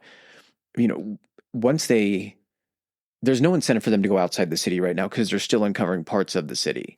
But once that gets uncovered and they're able to determine, hey, this is the main south-facing city gate, let's start going out from this direction and see who got caught. You would think that the first thing that you would start to excavate would be right around the choke points as far as the gates getting in and out of the city. But at the same time, if you think about it, if there was 20,000 that we're going to probably agree on that there were in that city, if you're only finding 1,300 so far, there's a good chance that most of the city, there was a mass exodus that happened earlier. So these are probably going to be the stragglers to where these choke points aren't going to be as prevalent with a ton of people. But like you say, a choke point that then leads out onto a road that's basically another road to another city that you're going to go for safety, it could be just littered with people. Yeah. It's just basically a highway of potential dead bodies to the next place that they Can could you have gone imagine to. if that was excavated the same way that they have the bodies? Some of them have been moved into exhibits and things like that, the plaster casts. But can you imagine just a highway and it's just like empty, hollow, empty, and you're just like, we don't have enough fucking plaster for this. Yeah, there's a chance that there's still some grim things over there. Just a highway of the dead. There was a lady. She's worked around the site for a very, very long time that I was listening to. I don't remember if it was a podcast or a documentary. They all kind of ran together. But she said that the only thing that she would be left to really be interested in, she's worked there for so long, I can understand it, is if they were able to, in the last third, be able to uncover like the public works office. Because if you run into the public works office and there's potential to have like the layout of the city and where houses were built in the countryside. Like census population to get an idea of how many people were in it and all that kind of stuff. Yeah, it would just be an absolutely huge find to be able to get a hold of. It's so interesting to know that they've uncovered 2/3 and there's still a third remaining. And you would think, if you cover 2/3, the remaining third's probably going to look similar. But if there's still buildings that were in Roman cities that haven't been uncovered, you're like, well, there's potential there for fucking anything. Okay. We've talked about pre-eruption. We've talked about the eruption. We've talked about the bodies. Are we ready to get into some very cool shit that was found in this city? Yeah, just to wrap that up, as Chris talked about, there's still a third left there. They've actually had to, just because of tourism and because of the elements, this was something that I didn't think about at all, but you've uncovered 2/3 of the city. You literally have just walls of sediment that you still have to uncover. Now that that's uncovered and you get rainstorms and you get rushes of wind and all that kind of stuff, it starts to deteriorate much faster than before. Nature is uncovering stuff for you. You could leave for the day. There could be a heavy rainstorm. You come back to work after the weekend and you're just like, what the fuck? And you see something like, a hand or something reaching out and you're just like, okay, I guess we got a new thing to dig up. And so as they're working on that, they're also trying to, because again, human curiosity is a huge thing with this kind of stuff. And of course it is, because we're doing an episode that's going to go longer than 2 hours just talking about these two cities and one just on Pompeii. But you have a rush and a glut of tourism that's what's keeping this area of Campania alive, really, as far as money coming in. Naples is there it's and a huge everything, industry. but this is also what's funding part of this excavation. Is it's like a self-funding thing. And for every one of those people that paid money to come in, that's another set of feet that's walking along these streets, that's going inside these houses, that's degrading something that has lived for ages. Yeah. So they figured out systems now to where they have enough houses uncovered to where they'll have a house open from like 8 to 2 for people to come in. And then that house is closed down. But then the next one on the block that's similar is opened up from 2 to 7. Yeah. And so they're trying to figure out ways to stop just the human interaction from ruining these places. But there again, how can I blame a tourist when we're sitting here talking about it and all I'm thinking about is wanting to go there and see this shit? It's also giving the opportunity for other excavations to occur, like in Herculaneum, where they're finding some crazy shit as well. One of the things they found that had a ton of bodies is they were digging down, and the section of Herculaneum that they've uncovered is pretty small. It's a third. Yeah, but I mean, what they found there is pretty nuts. So this, again, isn't a coastal city either. It's been pushed inland a little bit and everything, of course, by the eruptions. But they were able to find, and they had to dig down 60 feet, like you were saying, buried under 60 feet. They dug down and they found a beach. They dug down and found sand that had been frozen in that form. At a beach, you're going to have certain things that are occurring in the sand where you get like the ripples in the sand from the way the waves flow and everything. It was preserved in that manner, so they could tell that it had been the beach next to the ocean. The beach, they then start digging. They figure out which section, they start digging back from where the coast is, and they end up uncovering basically this stone wall that's got all of these alcoves that would have been a boathouse. You drag your boat up off the beach, you put it in one of these alcoves to keep it out of the elements, you drag it off, go back fishing again. Parking garage. Yep. And in these alcoves, they found 40 skeletons in the alcoves. As they were excavating the beach, they found 30 or 40 more as they were digging down at various levels and everything of people trying to maybe get to the water as a desperation act or something like that. But How many bodies did you say were found? so it was about 40 in the because there was like 6 or 7 of these alcoves. So Yeah. they were just crammed in here. And then out on the beach at various levels as they're digging down, another 30 to 40. So call that 70, 80. Yeah. They've only found about 300 sets of skeletal remains in Herculaneum. Yeah. And that sounds like it's pretty much the bulk of where it was found. So we know that it's just a smaller city, and their escape time was obviously much less. This also kind of lends to the fact they're like, these are people that obviously did not have the means to try to get out. If they're heading for the docks to try to get on a ship, think of it as the people that we would be turned away. Poor people, slaves, things like that. And when they're left there on that beach and they don't want to head back in toward, because again, where Herculaneum is kind of parked is like 10 o'clock to Vesuvius. It's almost like Vesuvius is right at its back and then it's the coast. Yeah. You're not going to head toward the big exploding mountain. So you're going to try to stay what you consider would be safest near the water. And then as this pyroclastic cloud comes through, you're already partially buried. You're in an oven. They said that, this is fucking morbid, but one of the guys showed, he's like, this is a skeleton we discovered. As you can see, the top of the skull is actually ruptured and blown off. We know that in certain circumstances, when a brain boils, it can create enough pressure that the skull can explode.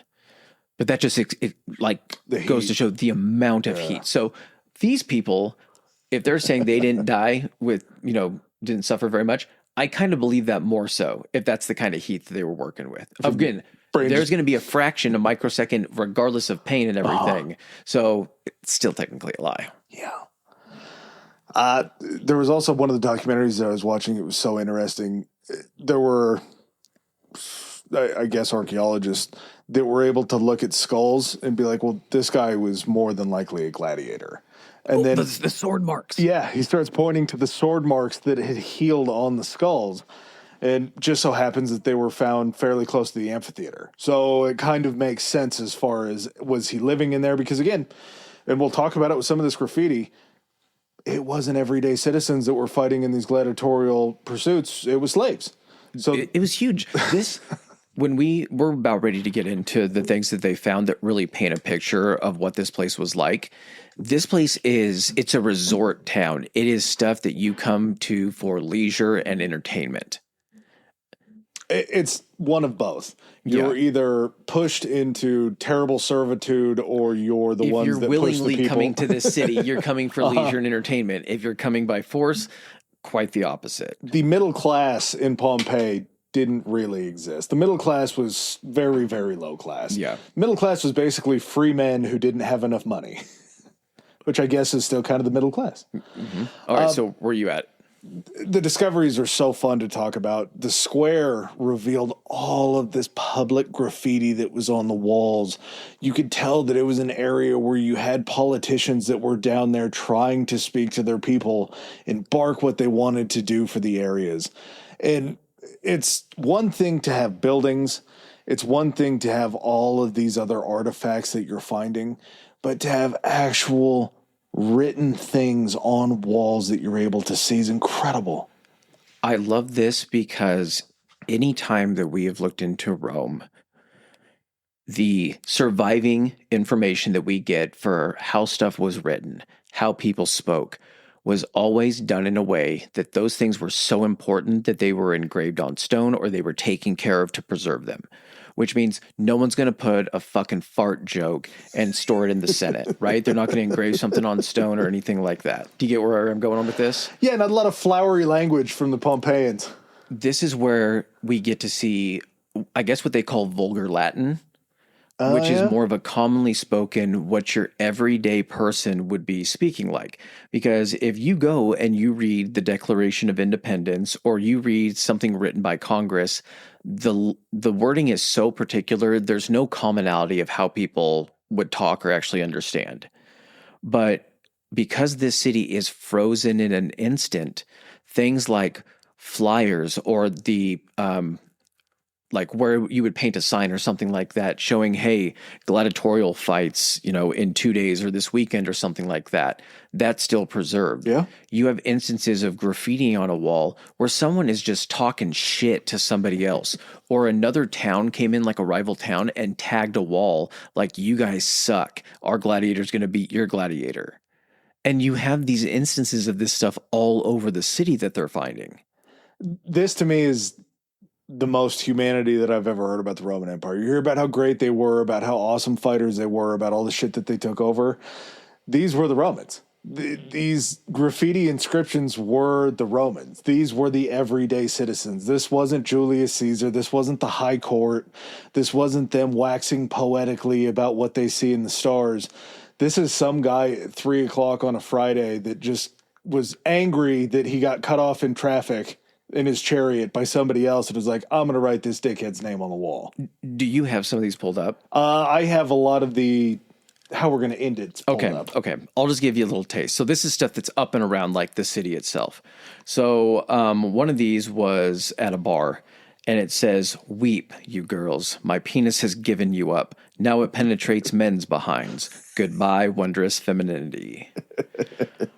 Still pretty flowery. Oh, yeah. We get this one in a tavern. Her name is Restituta. Restituta, take off your tunic, please, and show us your hairy privates.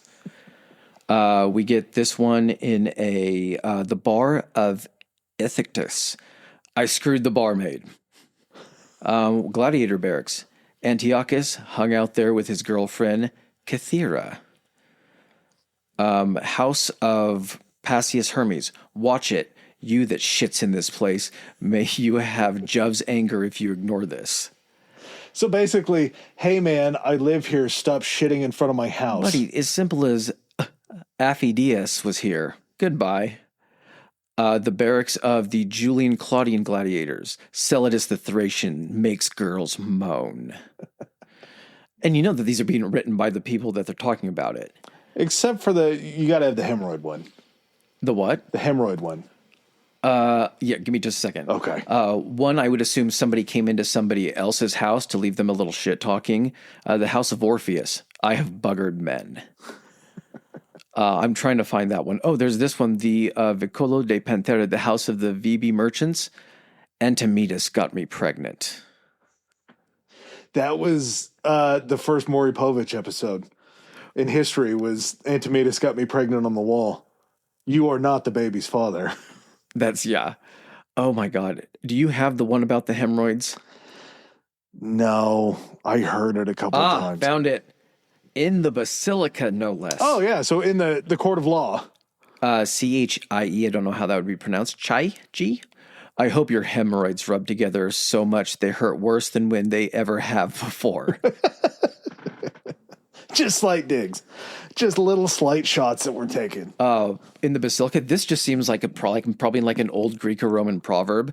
The one who buggers fire burns his penis. The one who fucks fire burns his penis.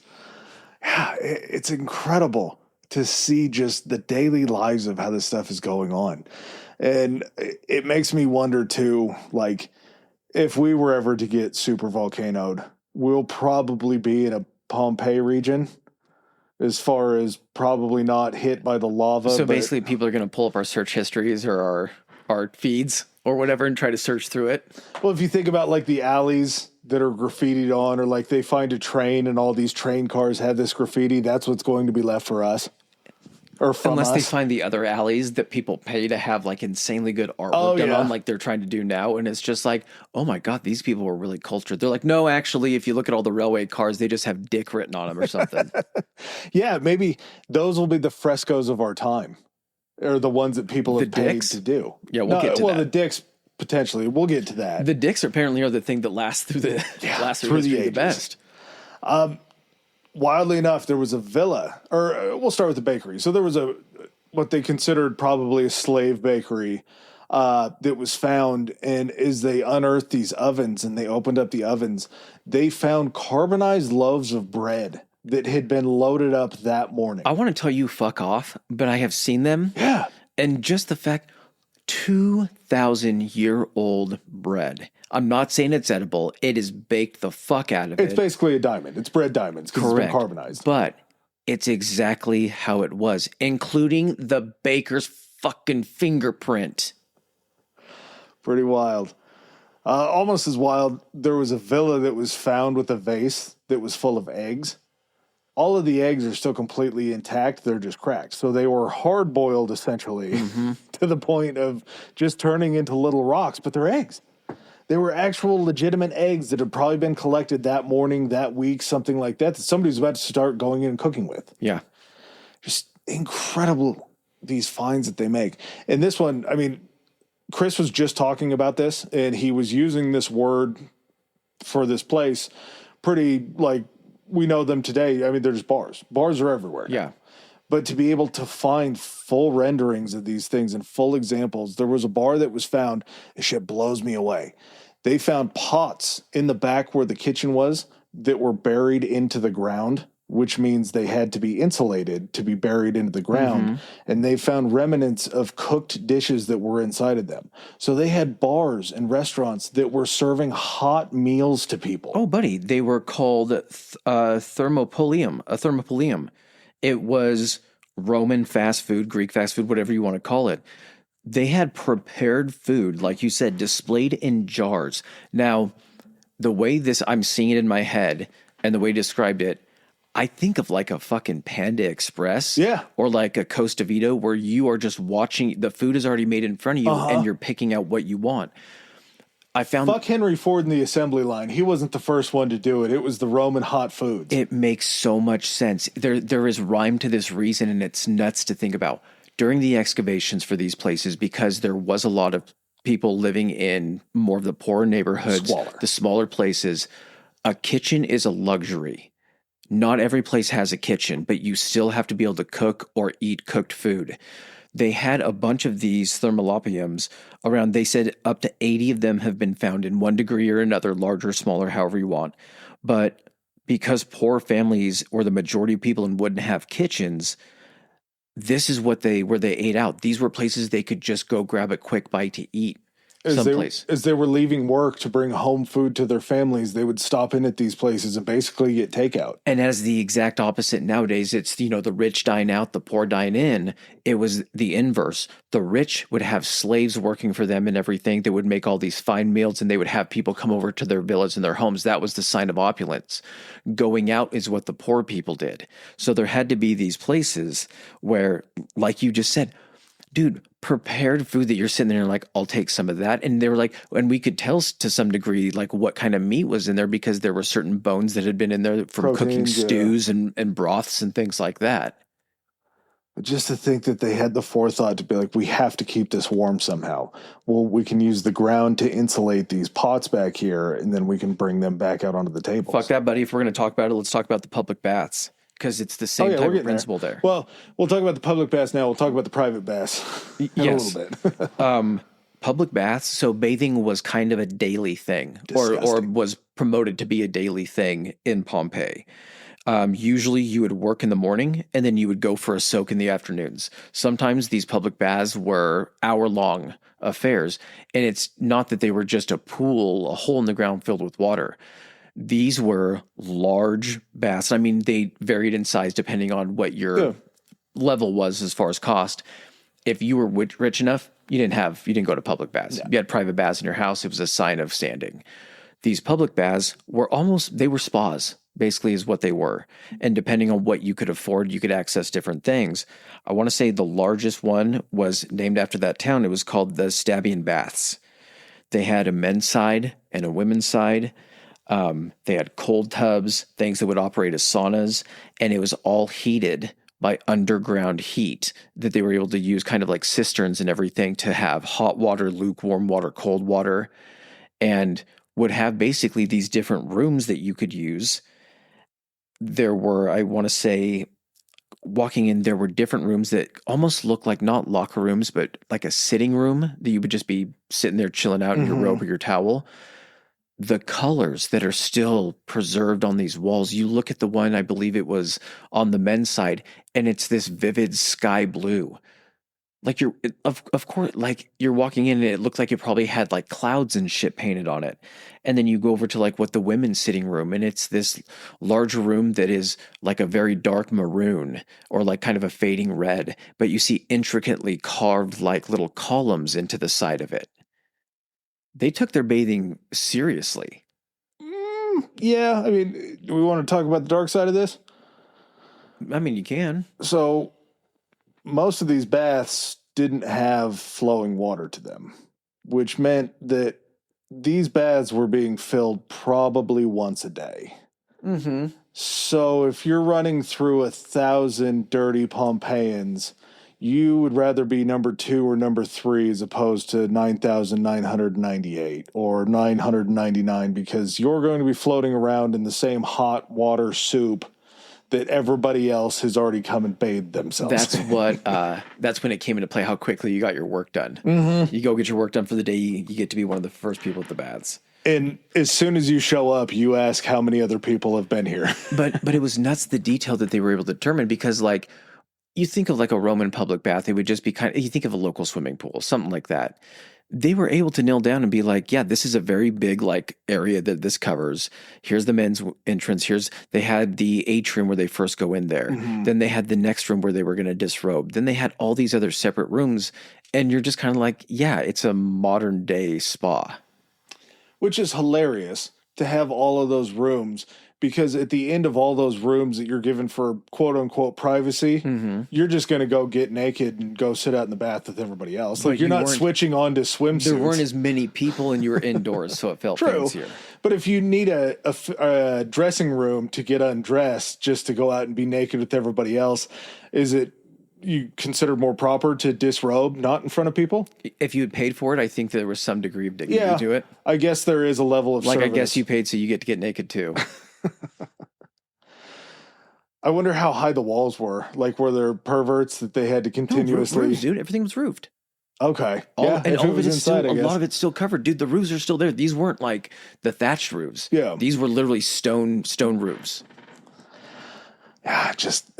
the levels. And again, we're talking about these not because we didn't already know about Roman baths.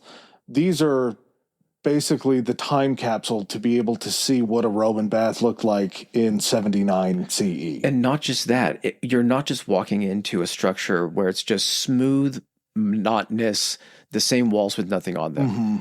You walk in and the paintings you can still see on the walls. And you know how much like the roof of a couple of these rooms within the baths are like insanely detailed, dude. The geometric shapes and the patterns, these all have to be hand painted. Like you could definitely tell that there was, even within this city, the public baths themselves, there was huge pride taken in the fact that these were even a thing. Yeah. And I mean, it looks from what they found that maybe a lot of these public baths were shut down after the earthquake and just hadn't been repaired yet. Mm-hmm. So there's a good chance that Pompeii was an extra stinky place right around the time of the eruption. Well, I mean, you have to get water from someplace. And so Pompeii was actually connected to one of the branches of the Serrano Aqueduct, which was the aqueduct that pretty much fed the entire Campania region and everything, which you got to wonder if like there was an aqueduct going in there would have been signs of something traveling in a certain direction. So how far out from the eruption did the aqueduct just go into a hillside? They're like, wonder where this thing goes. But they said they were able to discover about 5 of these public baths that were in the city that were actually fed by this aqueduct, 25 plus street fountains, so people to go gather water in their neighborhoods, things like that. And then they were able to track some of the piping and the everything into like either private homes or businesses. So they knew if they were able to track, can you imagine that? You're just like, I'm just following this water pipe. I'm trying to figure out where this thing goes. Probably going to hit another public fountain or something like that. And all of a sudden it runs into a wall and you're just like, oh shit, this might be a house. And you discover like a crazy ass villa. Is that not the greatest day of work ever? Like, it sounds like shit that you have to just go out and dig out all this pumice all day long. But then like hour 6 of your shift, you just run into a house and you're like, oh. The high you would have if that was your jam. Yeah. And then how long would you ride that for? Then you knew you'd like, I want to be water pipe duty. Yep. I want to go again. And most of the time you're hitting fountains and shit like that, but eventually you run into some of these big ass houses. And these houses in and outside of the city reveal kind of this complex arrangement of classes that are intertwined with the city. You have large houses, as we talked about earlier, on the same blocks as apartment buildings. You have shacks that are in between them. Large houses with graffiti and signs on the outside that are still preserved, that are advertising rooms for rent and the services that are conducted inside of some of these houses. They were kind of like boarding houses. Yeah. And if anything were to happen, we're going to be talking about a lady here very shortly. If anything were to happen and your revenue flow is cut down and you have one of these big palatial estates inside the place, you're like, okay, well, I can probably start renting out these 3 rooms. We were rich enough to have a kitchen. I still have been able to retain my slaves because they're my slaves. Let's go ahead and rent out the rooms not attached to the house. Yeah. You were just basically working. We have the through pool there. house. It's a lady that gets divorced. She's like, I'm not leaving the fucking house. So I'm going to rent out the pool house to somebody, be able to stay in this bitch. I'm going to rent out the pool house to one of these club-footed Cuban boys, and he's going to come in and be my houseman. That's right. Her name is Julia Felix. You know that happened. Oh, yeah. You know for a fact that at some point in Pompeii, there was some wealthy old cougar whose husband had died. And she was like, oh, I don't have any money for this. And she just rented a fuck ton of rooms out to a bunch of hot young dudes. And she had the money. You know she had the fucking money. But then she just lives in her villa for the rest of her days just getting railed by these random dock workers. And I believe that woman's name was Julia Felix. The Julia Felix property where she lived, she had rooms that were converted into apartments. They had the signs out front basically laying out the terms of the lease. Rent. Yeah, the lease agreements. Inside of this house, there were atriums, there were private baths. She had courtyards, there were gardens. This place was huge, or is huge because it's still there. She had frescoes on the wall that had landscapes and gardens and food and gods just everywhere. And this kind of, it hit me finally, I think, to this point, because if you bring all your friends over, you have to, there's a certain level of entertainment that you're probably obliged to give to these people. You don't have TV. You might have a guy in there playing a lyre or whatever that you rented out, brought him in. But these frescoes that were on the wall were conversation starters. There were times where when the food was being cooked by the slaves and you had to sit there and you were drinking your wine, hilariously, because you always see it in all the pictures, a lot of these places didn't have like traditional tables. It was almost like benches where people would lie down and eat. Yeah. Because they believed that laying flat aided in digestion. Which yes, as little work as possible. clearly is not true, that your body is not going to kick into hyper digestion mode. It's all of those, what do you, like the sitting chairs or whatever, the longer one, the Chases. little chase. Yeah. Yeah. And they're all, and I think part of that too is that's what you're surrounding that room with, is all of your valuable shit to be a conversation piece. So there definitely were people, probably like this Julia Felix lady, that were the hot houses because she had the cool frescoes. She had the cool conversation starters. And as we're talking about this as a Roman city, a lot of these frescoes feel pretty Greek. Oh, yeah. There's a lot of I was Greek just about to iconic- say, hey, did you hear that Julia got Zeus and, you know, someone else banging it out on her new fresco? They'd be like, when is she doing her next dinner party? We got to talk about this. We got to see this thing in person. We got to catch a glimpse of those warlocks. It's just so interesting to think that that could have been like, yeah, she has the entertaining house because she has all these frescoes and all these hot Latin men running around the house. On the flip side of that, there's a villa called the Villa of Mysteries. Did you hear about that one? So it was this, again, a very opulent villa that they found. And all of like the frescoes are all about these mysterious like initiation rites that are being performed. So they're like, oh my God, is this like detailing the initiation for some like cult? A cult house. Or some type of like form of worship for like different gods or anything? They don't know what it is. That's awesome. That is so cool. But like, where else are you going to see that stuff? Yeah. Well, just to see the there were clearly there was a caste system. I mean, it Yeah. was very clear slaves that were living in the back of some of these opulent villas and houses. It's a villa whether it's inside the city or outside the city. Yeah. They basically just copied the villas inside the city when they build them outside the walls. But you're able to see, like, you have to walk past 2 apartments, 2 hovels, all this kind of stuff just to go in and party for that night. Like, you weren't just like out in Brentwood in California, that's true. where it's like $1 million house, $2 million house, $6 million house. But at the same time, you probably had private security that was like watching the street for you, or some type of crazy ass valet system where you're getting dropped off right at the front. Like, it's okay, my man will take care of your horses. Come inside and get a load of Zeus's penis. There are, I mean, when you look at these big houses that have these lease rentals for rooms, they have these very opulent private baths. The private baths that were inside of Julia Felix's houses, or her house, they're incredible. They're works of art in and of themselves that are being fed by these private water lines that you were talking about. So you don't have to go bathe with 100 other people. No, just the 5 dudes. Yeah, you can pop in and, make that happen. That water is going to be relatively clean depending on what those 5 dudes do for a living. Oh, no, their job is just you. Oh, they're sex slaves. Yes. Sex slaves that's how they're paying their rent. Yeah, because that fully is a thing at this point. Like we talked about before, like Pompeii, this is at an age when this is not even an issue for anyone. But yeah, there's a very healthy slave trade going on. Yeah, I mean, the Roman Empire, I think, was kind of built on slave trade. Yeah. But we also talked about kind of in Greece how how the slave trade happened and how people fall into slavery. And it's very similar. We'll kind of talk about it now, but this class system, these restaurants, these fast food restaurants, these sit-in diners that these people were eating at, were all owned by the wealthy elite.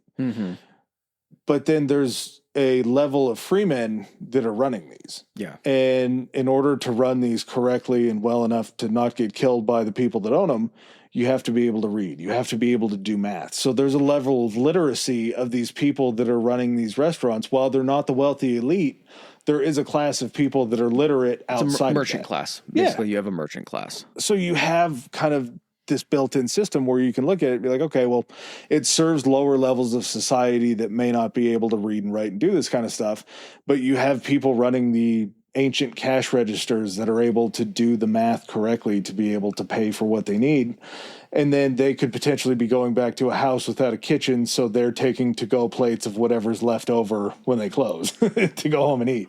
I don't know if it was in one of the villas, but they found basically what they call it is a sorcerer's stash. They found like in a leather bag or something that had been the shape and then it deteriorated. They found like these gems and herbs and things like that they would consider would be used by like witchcraft or something for certain like rites.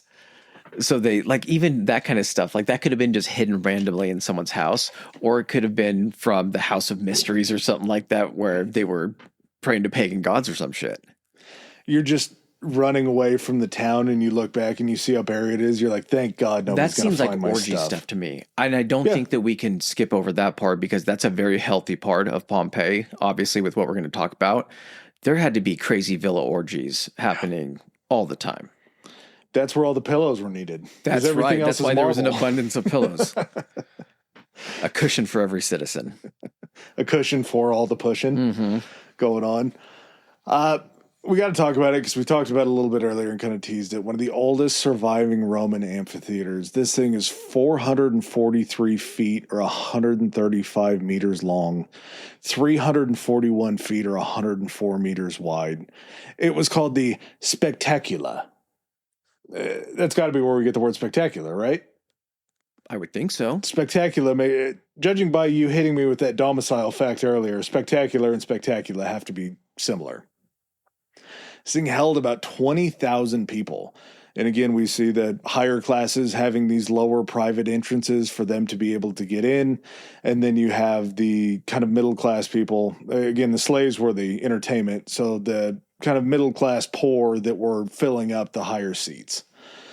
And this is where the graffiti gets really, really interesting because this is where you basically see like the fans at the wrestling event that are holding up signs. And you can see from pictures of the actual like amphitheater, it's kind of, it reminds me of a movie theater now, how there's that divide between like more of the floor seats and then the seats that start going up, or in movie theaters that have like the 21 plus where you can drink and eat and shit. It's got that big divider.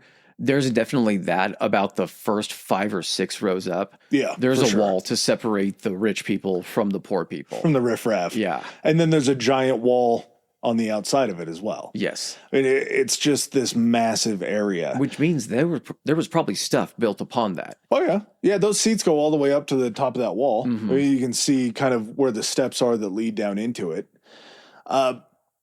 But on the outside of it, there's graffiti talking about all of these different gladiators who were enslaved men that were being cheered on by the people in the crowd saying, Sisyphus is the greatest fighter around. Yeah, and you would have these gladiatorial events where rival towns like I don't know if they're called domuses or something, but it's like the gladiatorial schools that like these wealthy like private citizens would run and have slaves that they would bring over and fight in other cities. But you had like a rival city coming over that was bringing their, it's a ludus is what it's called. You would have their top ludus coming into town to be matched up with who you thought was your favorite gladiator in town.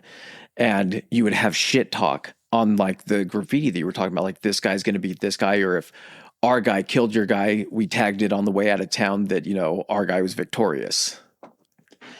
I don't remember who the emperor was at the time. I found this fascinating as well. It was at a time when the emperor had actually called for these gladiatorial games to not be held. But the emperor's all the way back in Rome. He's not going to be visiting Pompeii anytime soon. So you actually had these community events that were just put on, basically like indie shows for gladiators that are coming in and fighting for fun. And these schedules of these indie shows are being put on the sides of the wall to be like, hey, come back August 18th, where you get Kurtog, the gladiator, fighting against Elias, the fast, the swift. And one of these ended up leading to, I want to say it was a 10-year ban for Pompeii to be able to hold these types of games because it was two rival cities. Like, I just see it like in a football game, the different sections of wearing the different colors and everything. And it ended up leading to like a pretty big hooliganism. There was a pretty big riot that had actually occurred. And so this 10-year ban on these gladiatorial games got handed down to Pompeii. And then Nero came into power, and Nero was just like, oh, no, fuck that. They can have guys killing each other. We're pretty cool with this. I think we're fine. They're slaves anyway. Just continue on. Outside of this stuff, they found another market that I don't think anybody was really ready for. They did find an intact chariot. That's pretty sweet to be able to see what a chariot at the time looked like. Yeah. They found a giraffe bone in Italy. Yeah. I don't know if giraffes are pretty prevalent in Italy, but this might lead towards maybe the exotic animal trade coming up from Africa and landing in Pompeii. They said it could have been a meat market. Oh. Yeah. Because they found a lot of other bones in there from a lot of different other like domesticated animals. But because it was right there on the coast, if you're going to ship stuff over from Africa or anything, you're going to be shipping over exotic meats. If it's got meat in it, you're sending it over, hyping it up, being like, yes, this is giraffe meat. Have you ever had it before? Someone's like, no, is it good? They're like, it's fucking from Africa. Like, serve this at a party. Yeah. Even buy this thing and just display it. You don't even have to cook this thing. Just say, hey, this is giraffe meat. Look how baller this is. I think there's an obvious answer to this question, and then there's a logical answer to this question. If you're eating a giraffe, what's your cut of meat? Obvious answer has to be the neck, right? Oh, that seems it's there and it's big and it's holding up the head. It is. It's too muscly, though. I think the practical answer has to be the hind. Yeah, I mean, like a giraffe butt. I'm thinking about this from a perspective of a cow, and the tenderest cuts are usually, and I'm going to get this wrong, but the most sought after ones are usually the ones that are along like the spine and everything like that. It's going to be where your fillet cuts are. So yeah, I think you got to go with like a nice giraffe T-bone or sirloin, or not sirloin, but like T-bone or maybe prime rib. Yeah, it depends on what you're doing with it. If you want to roast it, slow roast it. Let that giraffe shoulder. Yeah. Pulled giraffe shoulder. But think of it this way. All I see it too. You know when you can buy those hams. Like sometimes Costco will have them where they're set up on the actual like stand, and you're supposed to do the thin slices. Yeah, the of American it. hams. Yes. I see that. Do you have someone at a carving station slicing off thin strips of giraffe meat for you and your party goers? You just had the pelt nailed up behind you so they know what kind of animal it is. Half of it's left on. It's just peeled back a little bit to where it's just the meat exposed on the top. So there's no question about it. It looks Plus, it looks like you're Fred fucking Flintstone when you got this thing. Some fucked up post-apocalyptic Jeffrey Giraffe, Toys R Us, his head sitting right there next to it as you're carving it out. Yep. You've designed it to where wine comes out of the mouth. Oh, that would be cool. They found a tortoise with an unlaid egg inside of it. Again, I don't know where in the hell tortoises are in Italy. They could be there. That could be prevalent. Oh, that didn't come from there. No, maybe. I don't know. Maybe. The fact that they pointed it out as there's a tortoise with an unlaid egg is pretty interesting. I think their point is to say there was a lot of stuff that wasn't native to this place. But it's because it is that port city. It's because of this thriving Roman Empire that's gathering everything from all these different places. From all the other parts of the Roman Empire. Yeah.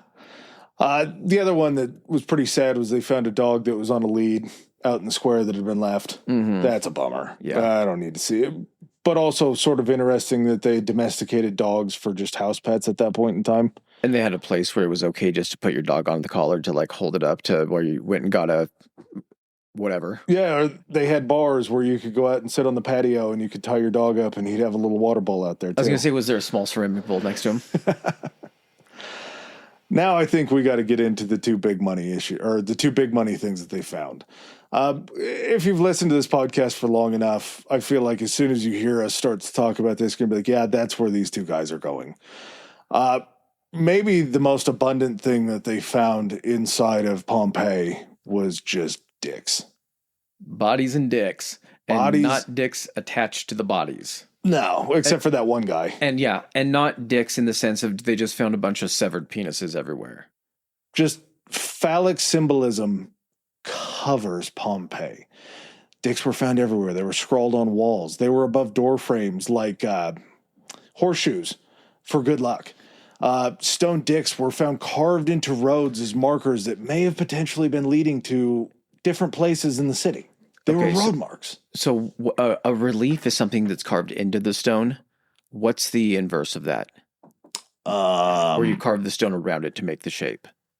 Like anyway, I just described it, so now you know. That's the one I'm talking about. One of them seems to me like you could chalk it up to vandalism. If you have a flat stone, someone carves a dick into it, that you could say someone just came up and did that. When stuff is carved and the stone around it is carved back to have this shape, that is insanely intentional. It's a dick stamp. It's the opposite of the stamp. It's a dick. I get maybe that is a relief. I'm not sure. I think it is. Okay. So you have all of these dick reliefs, unmistakably dick reliefs. Yes. You want to know how we know? It's because they got balls on them too. And a head. Yes. In like little shrines with a smaller penis on top of it, carved into walls, carved underneath signs telling you the directions of places to go, carved into the stones themselves that are lining the streets, pointing in certain directions. Is it a secret map to the pleasures of Pompeii, or were these people just super horny all the time? Well, I mean, look no further than into these villas where they found dick-shaped oil lamps, dick-shaped wind chimes. These erotic frescoes that were found inside of these houses that were showing men with giant penises drawn on them. Pompeii liked to get down. It's just such interesting iconography to know that, and again, it's a sign of virility. They said that it was a sign of luck. I think you and I were talking about this during the studying. Of course, no shit, it's a sign of luck. Vulva's not a sign of luck because the only way that you're getting up to the top of the heap is if you're born with a penis and you're not a slave. Like it's the only chance that you're going to have to rise to the elite is having a penis. Yeah. And so if you're going to have a lucky symbol, it's going to be a phallus, and the bigger, the more lucky. Mm-hmm. Just, it's wild to see pictures of this, and you're just like, oh, that's a penis on that wall. They've found so many of them that part of the it's not a controversy, but part of the conspiracy about this is that these dicks actually like lead a path somewhere. There's that many of them to where you see a dick, You go a little bit further, you see another dick. So it can actually lead you somewhere. Unfortunately, the penises don't necessarily lead to a specific spot, but just the fact that they just seemingly, they're just like there. They're just part of like public works. Like, hey, John, what are you on today? Are you on the shit duty of the gutters or what are you doing? He's like, no, man, I actually just get to go carve the dicks. Like they just did that new development over in that southern quarter of the city. There's no dicks. It's a blank slate. I just get to let my imagination run wild. It would have been the perfect job for Jonah Hill in Superbad. Mm-hmm. Just being able to draw as many penises just big, as you want veiny, everywhere. triumphant bastards just all over. Statues. I mean, they had just statues of penises. Did you hear about the one that was like 3 or 4 feet long that they actually found broken up in sections as they believe that somebody was trying to carry it out and steal it? I believe it. Yeah. But a lot of these things that they found, and we'll talk about it coming up with this final beautiful piece that we're going to leave you guys on. But for a very, very long time, there was this desire to try to cover up the sins of the flesh that the Romans had.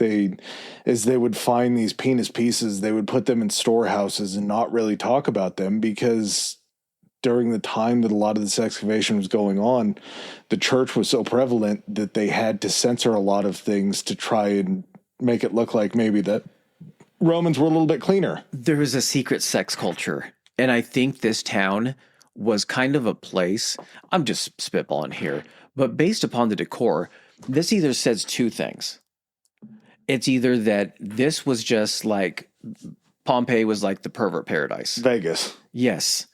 Or Pompeii did not have the opportunity to be put through any type of sexual or purge that might have happened of explicit materials or explicit visuals or something like that may have gone through Italy as part of the spread of Christianity. And that's why we don't see it anywhere else. Maybe it was just prevalent everywhere else, but Pompeii it was buried. They didn't have an opportunity to scrub the dicks clean. The Romans were looking through maps and they're like, hey, pull up the maps from the last 3 centuries. Is there any towns that we missed? We haven't de-dicked. And this is gonna lead us in, like we've already talked about it. We're gonna talk about for a Patreon episode is exploring essentially the not like depornification, but basically just the purge that certain countries had to go through that maybe had a little bit more freewheeling sexual viewpoints that once these other places came in kind of got wiped out. Like a carnal purge. Yes. A sin and carnal purge to try to cover up what was done pre-Christianity. A purge of the good stuff. The pagan purge would probably be the easiest way to describe it. The porno purge. Yeah. The porno pagan purge. And if we're talking about a place inside of Pompeii that was filled with all of these delights of the flesh, we have to talk about the Luminar. And it was one of many, but this is the big one. Well, yeah, and we'll talk about just the structure of this place, but it was the brothel. It was a purpose-built brothel that was found 2 blocks east of the Forum near the Stabian Baths. So probably a situation where they had to put it near the baths because there were working women that were like, hey, go out and clean your shit. It was another 2 blocks. So, I mean, you had it just kind of like, it's off the main square. It's close to the baths. I love, this is going to sound weird as shit, the architecture of this place is so badass. It's beautiful. It reminds me of the Flatiron Building in New York.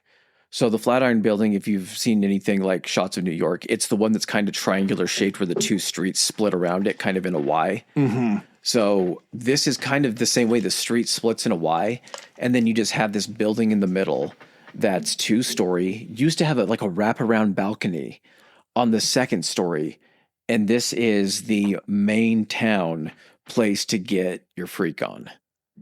Yeah, it took a long time for historians to be able to talk about this discovery. There were actual guidelines that were set up where they're like, all right, if there is an erotic fresco inside of a room and there's a bed and it doesn't look like it's really attached to anything else, we're going to call this a brothel. And judging by those metrics, there were a shit ton of brothels. I want to say that they said that there was 1 brothel for every like 223 people judging by the population demographics, 223 men. They brought that guideline in a little bit stricter because it just didn't make any sense. The guidelines that they go by now show that there were about 9 single room establishments, and then the Lupinar. The Lupinar had 10 rooms that had a bench in each one of them, and it had a brick platform for a bed. They pulled off over 150 different graffiti transcriptions that have been found on or near the Lupinar that basically describes how this place goes. And some of these examples of graffiti are hic ego pulis mutilis, not going to do this for the next couple, futai. Here I fucked many girls. Lucky you fuck well. A prostitute's blandishment of her client. Or lucky guy, you get a good fuck. Sabinus, greeting to Proclus. So, hey man, I was here. Sabinus showed up. Hope to see you next time, Proclus. Just know, I fucked this girl before you did. Just these little reaches. Hey man, where you at? I got to her before you did. This one feels like it was pretty poignant here. It says, and this is, again, just a very weird kind of political blending. Africanus mortier scribiet. It says, Africanus dies. The boy Rusticus writes this. As you've learned of this, who is in agony over Africanus?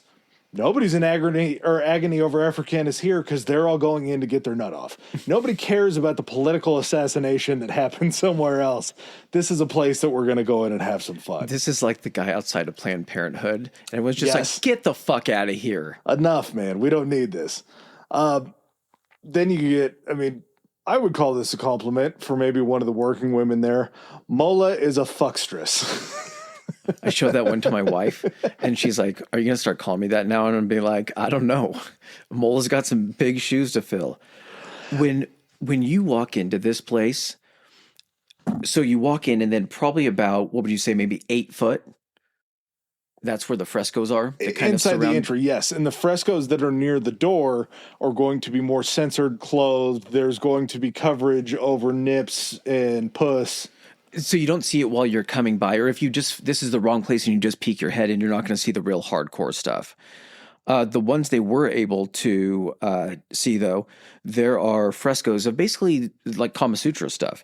You get cowgirl position, missionary, doggy, 69, and anal. And first of all, I'm curious kind of how they distinguish between the doggy and the anal, or kind of how they specify that. But then as you go further into this place, and I don't know if these frescoes are just like, hey, you point to which one you want, and then the owner's like, okay, through this door. And then it also would have the price on the door as well. Like, it's a menu. It is, but the fact that, like, there is no doubt what this is. Oh, yeah. There is no, you can't just say, oh no, like, all this stuff is off the walls. We can't tell what it is. It's got beds in it. This has got to be a barracks, right? Oh yeah, totally. Just soldiers were living here. It's like, no, this is where people came and paid to fuck. You can see there's so many pictures. They're all different sex positions and there's prices on the door.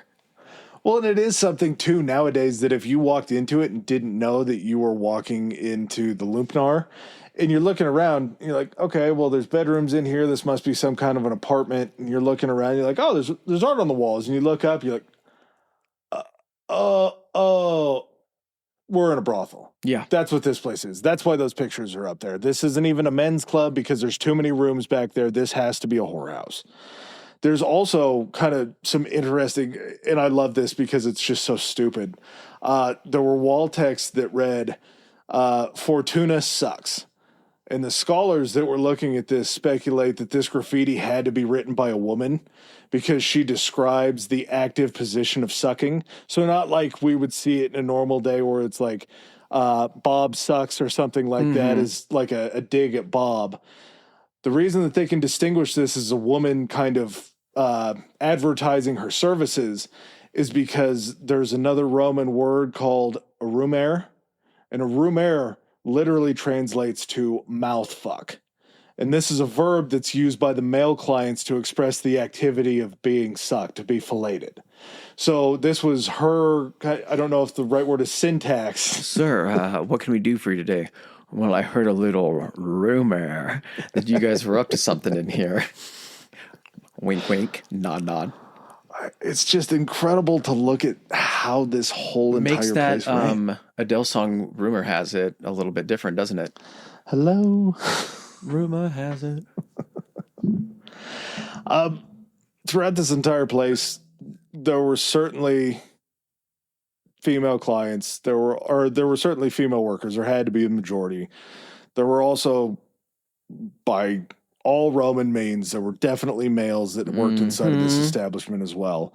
A great majority of them were slaves, but this wasn't just a slavery business. This was someone who could have been in financial crisis that couldn't pay the bills that had to go in and work there. Yeah, you kind of found your way into an indentured slavery of a way in that situation too. Yeah. It was not working here was not a fun endeavor. No, this wasn't like working at Hooters. No. It's certainly, you're in there to be ogled at, but at the same time, hopefully you're making enough money and you're safe enough in this environment to go home without being me, man. You think there's pressure on you to run the fucking fast food restaurant, to run the Panda Express and get the food out correctly? Like, much more pressure in this profession. Yeah, I would definitely go work at the Roman Panda Express for sure. It would be. I would learn to read and learn Knowing to do what my we know about maths. the giraffes, they might have served panda at the Panda Express. As Chris was talking about, the frescoes on the walls are basically like this pick menu of being able to walk in there and be like, yeah, I want that, I want that, I want that. You also had prostitutes that were more popular, and you could tell that they were more popular because their rooms had the most graffiti around them. Yeah, it was just walking into Yelp reviews everywhere, 5 stars. It was brothel Yelp reviews Certified at this point fresh. in time. They did say, and I don't know how they would have known this, but the financials inside of the brothel weren't just strictly based upon sex. This is a very strip club-esque situation where there's a big bar that's in the center of this building where you have women that are serving drinks and selling drinks as these guys are looking up at these frescoes and seeing these beautiful women that are, hopefully beautiful women that are walking around there serving, and being like, okay, well, you have a woman that drops a drink off and she points up to one of the frescoes and she goes, that was taken of me. Like, yeah, it's not just 10 women constantly working this rooms. It is a shift in which there's all these women out there. And when you pick them, you're basically saying, if a room's available, we're going to it or we're getting the next room. Another one of the services that they provided were hygiene services. Yeah. So you would have these men going into rooms and getting themselves shaved by the women that are working there. It's a very, I don't want to say complex financial structure, but this isn't just a sex house. This is primarily a sex house. But if you're maybe not into that, you could go in, you could have a couple drinks, you could stare up at the frescoes and get horned up. It's a sex house with a side menu. Like, if you go to a place, you don't have to have a burger there. You can just order fries. Well, it was a pretty well-traveled area because on these walls you have graffiti that's written in Greek, Latin, the native Oscan language. You basically have when you go into like a diner and they have the stick pins of like where you traveled from to go there. Where people traveled from to eat here. Yeah. You have most of these people that are probably coming into the port town and have 6 or 8 hours before they got to kick off back to wherever they came from. Before you indulge in our services, if you could just simply indicate on the map where you reside.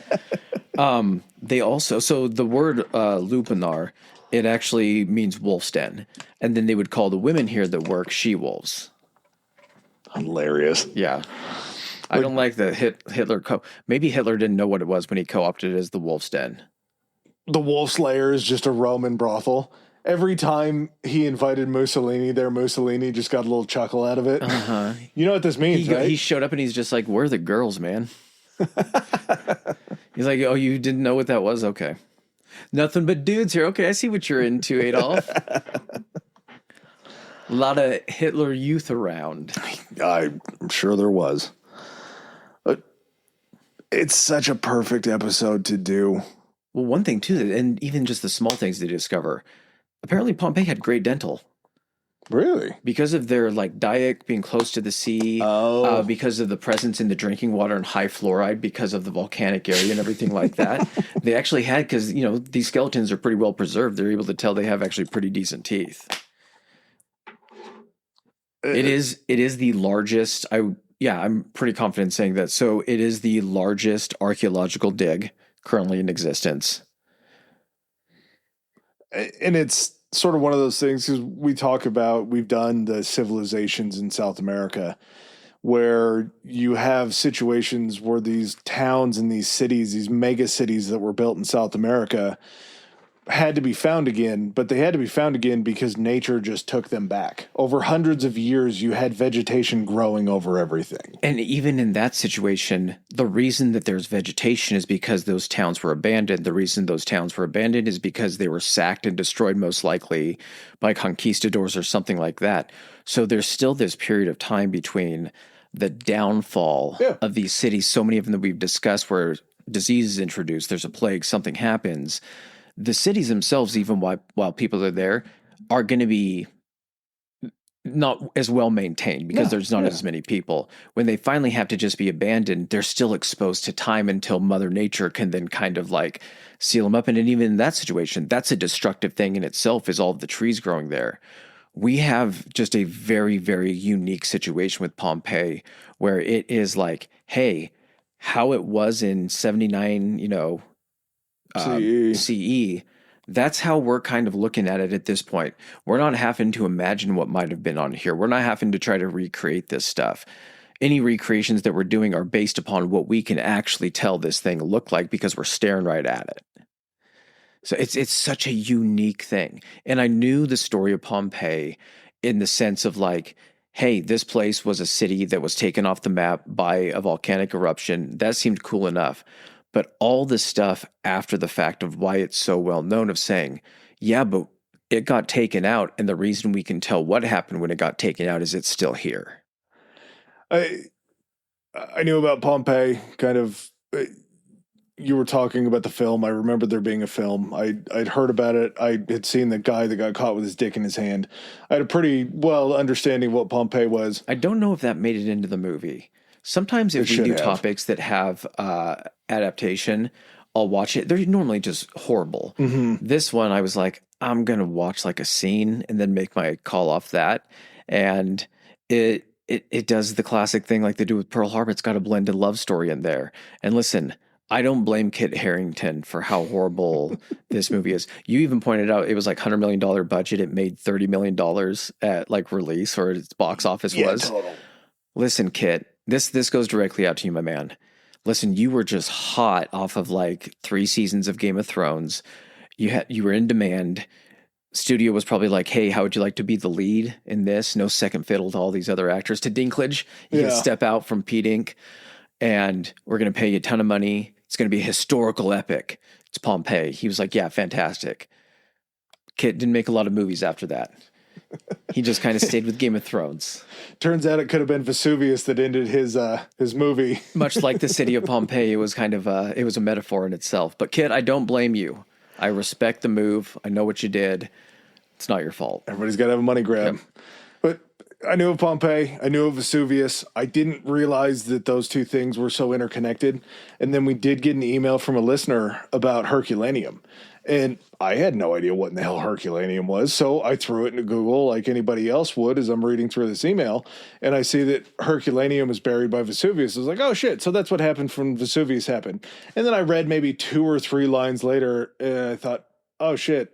Pompeii, Vesuvius, Herculaneum, both of those towns were immediately caused by Pompeii. I thought it could have been Pompeii was the actual eruption that covered the city. Mm-hmm. But to be able to put those 3 things together and understand that this was an event that covered 2 drastically different cities and was so huge in our archaeological understanding of, again, the pre-whitewashed Christian Roman Empire. Yeah.